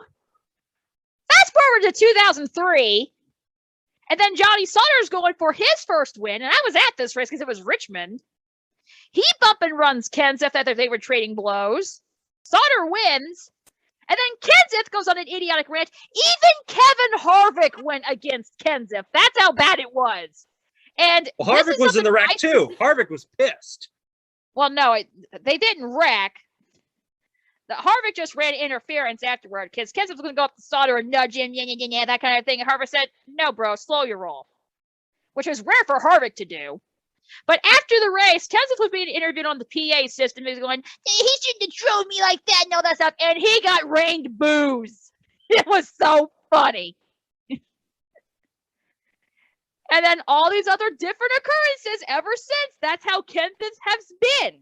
Just because it's every once in a while doesn't mean it's something he doesn't do, because he legit does this stuff. What do you think of this driver? This being a Jeff Gordon fan. What do you think of this driver? Why did you give me the finger if I mentioned the fact that he did this to Jeff Gordon too? I thought you said something about not liking Jeff Gordon. And yeah, that's what.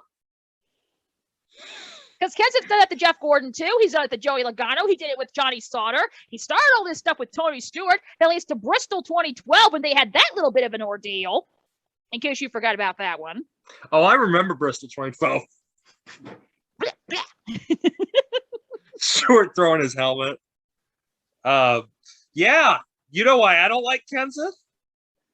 Because of the Jeff Gordon issues. Which one? All of them? Which one in particular? Well, fun fact, we actually had a conversation about this, and his response surprised me. I thought he was going to mention the Bristol incident from, I think, 06, but the answer that Alex actually gave Let me was explain why Vegas that's not away. it. Jeff got even. Jeff got his revenge at Chicagoland. Yeah, because they're both Yahoos. Jeff Mega Baddie won on the Mega race. Baddie action. Jeff moved Kenseth. Jeff moved Kenseth out of the way and won the damn race. Mm-hmm. I was so happy. Well, I 3-year-old think a lot me of was people so were happy. happy. I think a lot of people were happy. Because back then Exactly, they even were the starting. anti-Gordon people. That's how Even bad the Kenseth most was. anti-Gordon family member of mine was happy. Really? Yes. Okay. Believe it or not. And you know who that family member's favorite driver was? Dale Earnhardt Jr. Reminds me of the one time I actually rooted for Carl Edwards to win a race. Which was? 2009 Montreal. Oh, Because I under wanted to no win that race circumstance too. did I want Marcus Ambrose winning after what he did in 2007. I think Marcos was a cool guy, though. He was unique, I'll give him that, but that's about it. Remember when they tried Vegemite at Michigan? I was about to say that because who else comes to a NASCAR race with Vegemite? You know who's tried that stuff? Anyway. Oh, I want to. Now you brought up Vegemite. I want to tell my Vegemite story. All right. 11th grade. I was in a cult. I mean, the school band. My school's band was a cult. I got out of there pretty damn quick. Anyways, there's a kid from Hawaii. Now, people from Hawaii are weird. Let me just tell you that. Especially after going. Anyways, so the kid brings Vegemite to a rehearsal. Mm-hmm.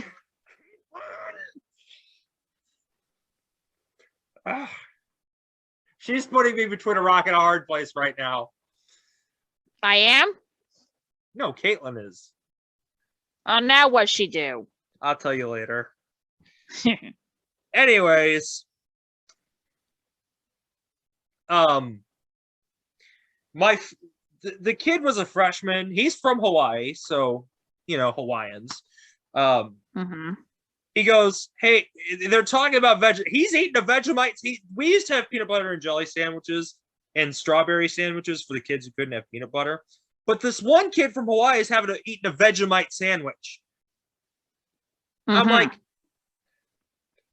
what the hell is that smell? And I say it real loud, and he goes, oh, it's his sandwich. The kid's name was Nate. Okay. Well, Nathan, my cousin's name was also Nate. He goes, oh, it's Nathan's. I'm like, what the hell are you eating? And he goes, Vegemite. I'm like, I've heard about that stuff. They're like, really? I'm like, yeah. I heard it's not good. They're like, well, here, try some. I'm like, no. They're like, come on. It's not that bad. And I was like, okay, fine. I'll try it. So I take a plastic knife. Oh, no. I take not the end with like the sharp parts that allows you to cut your food, on the other side of the knife. I put the knife in the Vegemite and I lick the knife. My face goes to I'm like, oh my God, how is that edible? I'm like, I can't even swallow it. Okay. And they're like, and my one friend goes, and my friend Sean goes, hey, Alex, you need a Diet Coke? I'll go get you one. I said, Sean, I don't need a Diet Coke. I need Santa Flush or something to get rid of that. And the reason I said that was because of Larry McReynolds. Okay. He said Diet Coke. I thought I was going to say, I need fucking Clorox or something to get rid of that. It was nasty. Ugh. But anyways, that's my Vegemite story. To this day, I was actually texting Sean the other day. He goes, that is the sickest I have ever seen someone who did not throw up. I said, oh, believe me, I was sick the rest of the day after eating that. And you're probably wondering, did I swallow it? Yes, I eventually did. Ugh, just thinking about it. Ugh. Keep that stuff away from me. You want to know what it tastes like? Not really. Beer in sandwich spread form. If you've ever had a beer. No. To your viewers and our listeners who have drank a beer before, it's pretty much like that. Okay. I don't understand why people drink beer. Because it's made from like wheat, barley, anyway.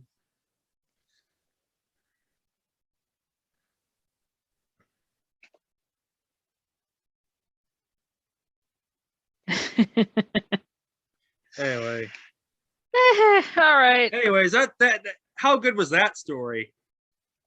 It was out there. Did you hear about the poem in your pocket day story?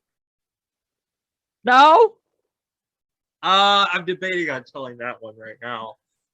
I'll settle that for you. Ew.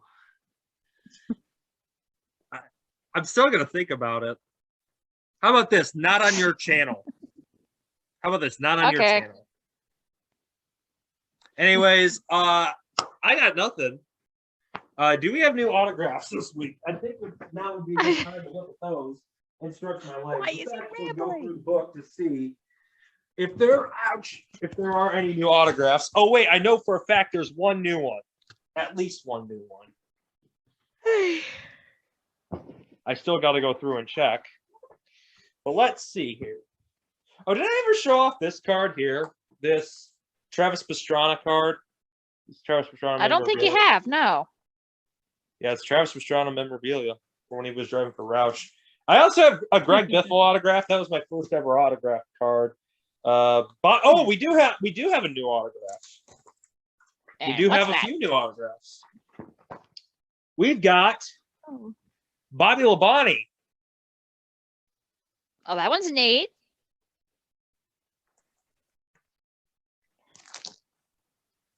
I think Bobby Labonte is a cool dude. He is. Very underrated driver. But he's won a championship. I think he's overlooked by his brother. Oh, we And also have teammates. this. Ryan Preece. Ah. As you can see, it's personalized. Yep. No, I had that one on Christmas. Who are some deceased drivers you think I should add to my Spirit page? Just so you know, Dale Earnhardt and Neil Bonnet are going to be on that page eventually. Well, duh. So, for those who are unaware, last week I had the idea to give Alex an impossible challenge. The impossible challenge that I came up with. He's not deceased. I know he's not. I just wanted to throw the name out there. Oh, here's the one that I was most excited about. It's one of the big three, and only one of the big three does autographs through the mail. Yours or mine? Mine. One of your big three does not do autographs through the mail. Okay. Which one of my big three do you think it is?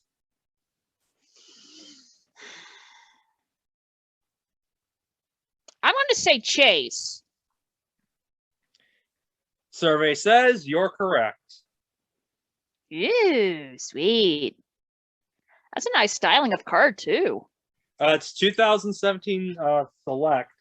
I'm going to show this one up because this is actually one of my favorite styles of cards.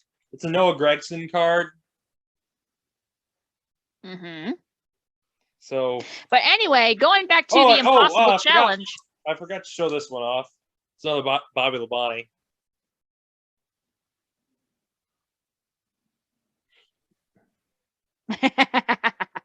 I think I have every card in that collection.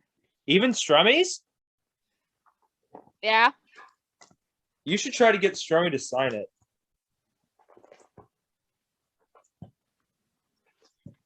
Anyway, back to the impossible challenge that I was trying to reference. When we did the interview with Brock Beard, I had the idea because Alex last week showed off his autograph collection. So I came up with the perfect impossible challenge. Find a JD McDuffie autograph. That would be perfect for Alex's Spirit page. They actually did not make trading cards of JD McDuffie. Really? They did not. Well, that sucks. So it's trading cards only. Obviously. A lot of the unsigned cards in here are not NASCAR. A lot of the cards in here are signed NASCAR cards. Mm-hmm. If you want to know who my favorite deceased driver I have an autograph of, it is Jason Leffler, because he is the only deceased member of the NASCAR dozen. Really? For the record, in this instance, it's Alex's own NASCAR dozen, not mine. Let's see if you Although one of my friends is a Leffler fan. Let's actually see if you remember all 12 drivers in my NASCAR dozen. Of course I don't. Jeff Gordon, Dale Earnhardt Jr., Chase Elliott, Johnny Benson, Harrison Burton, Jason Leffler, Lyndon Amick, Hank Parker Jr., Todd Gilliland. Okay, that one I did not know. AJ Allmendinger. That one I also did not know. Brian Vickers. Yeah. And you have to get to the last one. Like I'm going to know that. Did you say Harrison Burton already? Yes. Okay. Ryan Newman. I wouldn't know. David Stremme used to be in the NASCAR dozen, but Newman bumped him out because I've actually gotten to know David Stremme a little bit. And to those of you who that was your Hocevar and Stremme are in like a personal group because I don't want to come off as a biased asshole. Okay. But that's just me. All right. Yeah, for some reason.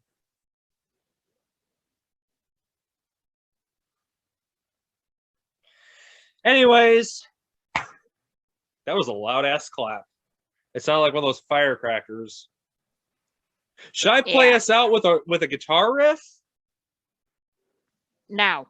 Why? You don't want to hear my beautiful guitar playing?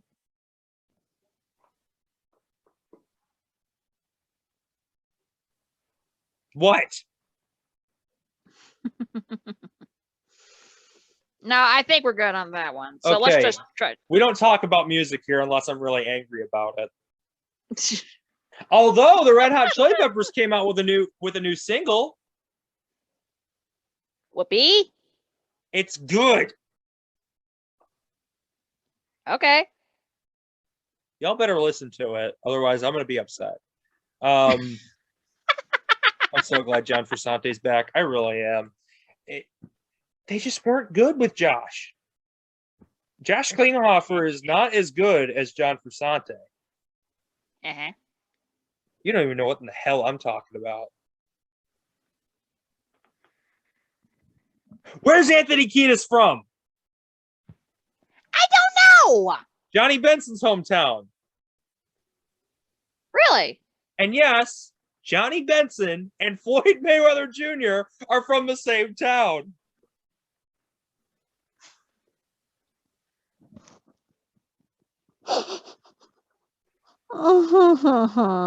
Johnny Benson, Gerald Ford, Floyd Mayweather, and Anthony Kiedis of the Red Hot Chili Peppers are from the same town.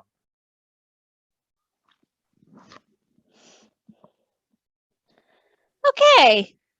That was random. But they're probably from different parts of the town. Yeah, well, no duh. Like Johnny's from the suburbs. Uh-huh. He went to Forest Hills Northern. I know someone who went to Forest Hills Northern. And you know of that same person. Yeah. I've heard that story. Well, you witnessed a lot of how that story affected me.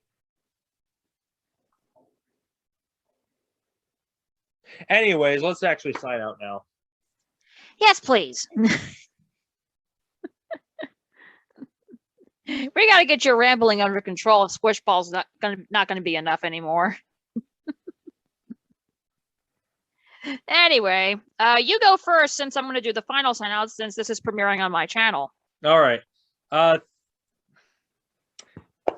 on. Let me send. Would you watch?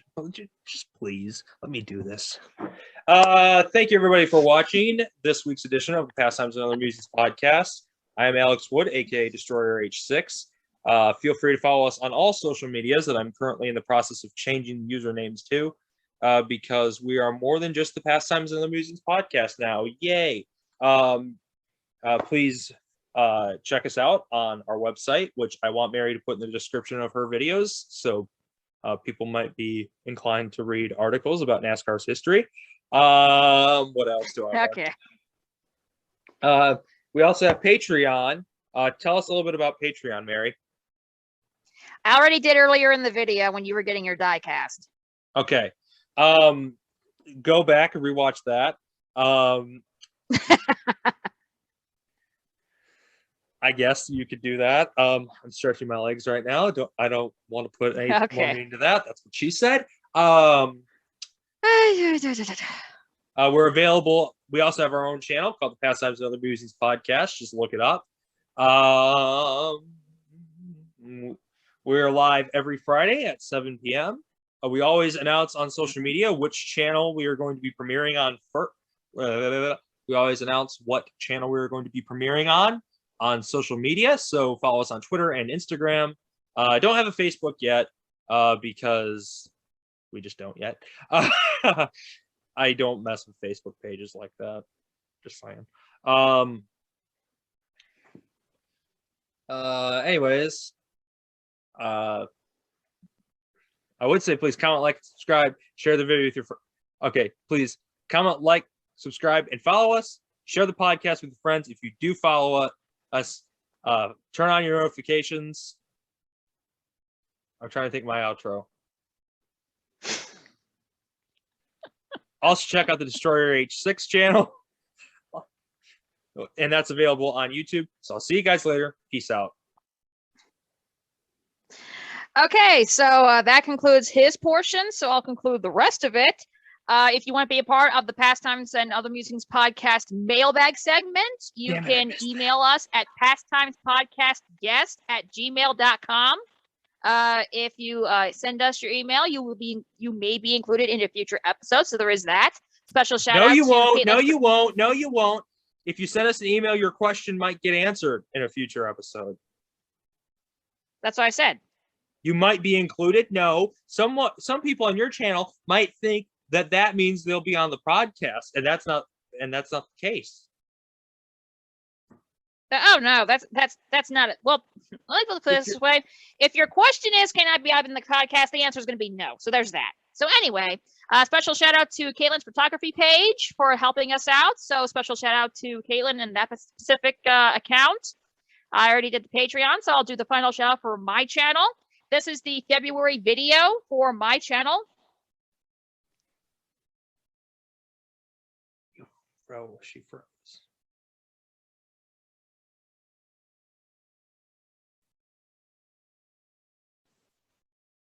And of course, my phone wants to be stupid, so that's why I'm trying to accelerate with this.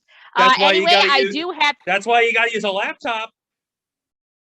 And now my mom turns on the TV. Believe me, I'm trying to get there. But anyway, I do have 3 upcoming videos that'll be out within the next 3 months. So please like and subscribe to follow along with those 3 upcoming videos. Alex already has a preview of one of them. And if you saw a specific Kamikaze Games video, you also have seen a preview of it. Don't ask. I'll explain later. But You'll explain anyway, to me when we're done with this recording. I'm just going to put my feet down. Anyway. My arm's getting tired. I can go longer than that in terms of holding up the peace sign. But anyway, that's it for everyone. I hope you guys enjoyed this episode.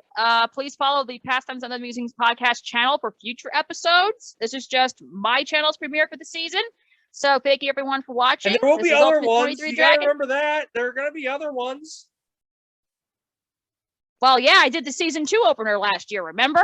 Yes, but you're also going to have other ones on your channel, such as in the event we have Andy Houston, who is a playing guest for this season. Oh, that would be mega for me. And I might have Shauna Robinson on my channel next week. Oh, that'd be cool. Oh wait, we didn't do our picks. We didn't do our qualifying picks. There's no picks. There's no race this week. We're doing these for fun. We'll do it next week. We already went too long already. Okay. Quick thing first. Points will begin next week. The maximum amount of points Mary or I can receive is the number of cars in the field. I'll explain it all next week. Anyway, thank you everyone for watching. This is Ultimate23Dragon, and once and for all, that's my final answer. You can see that I was just trying to have fun there. But anyways, cue the outro. Oh, really? Yes, cue the outro now.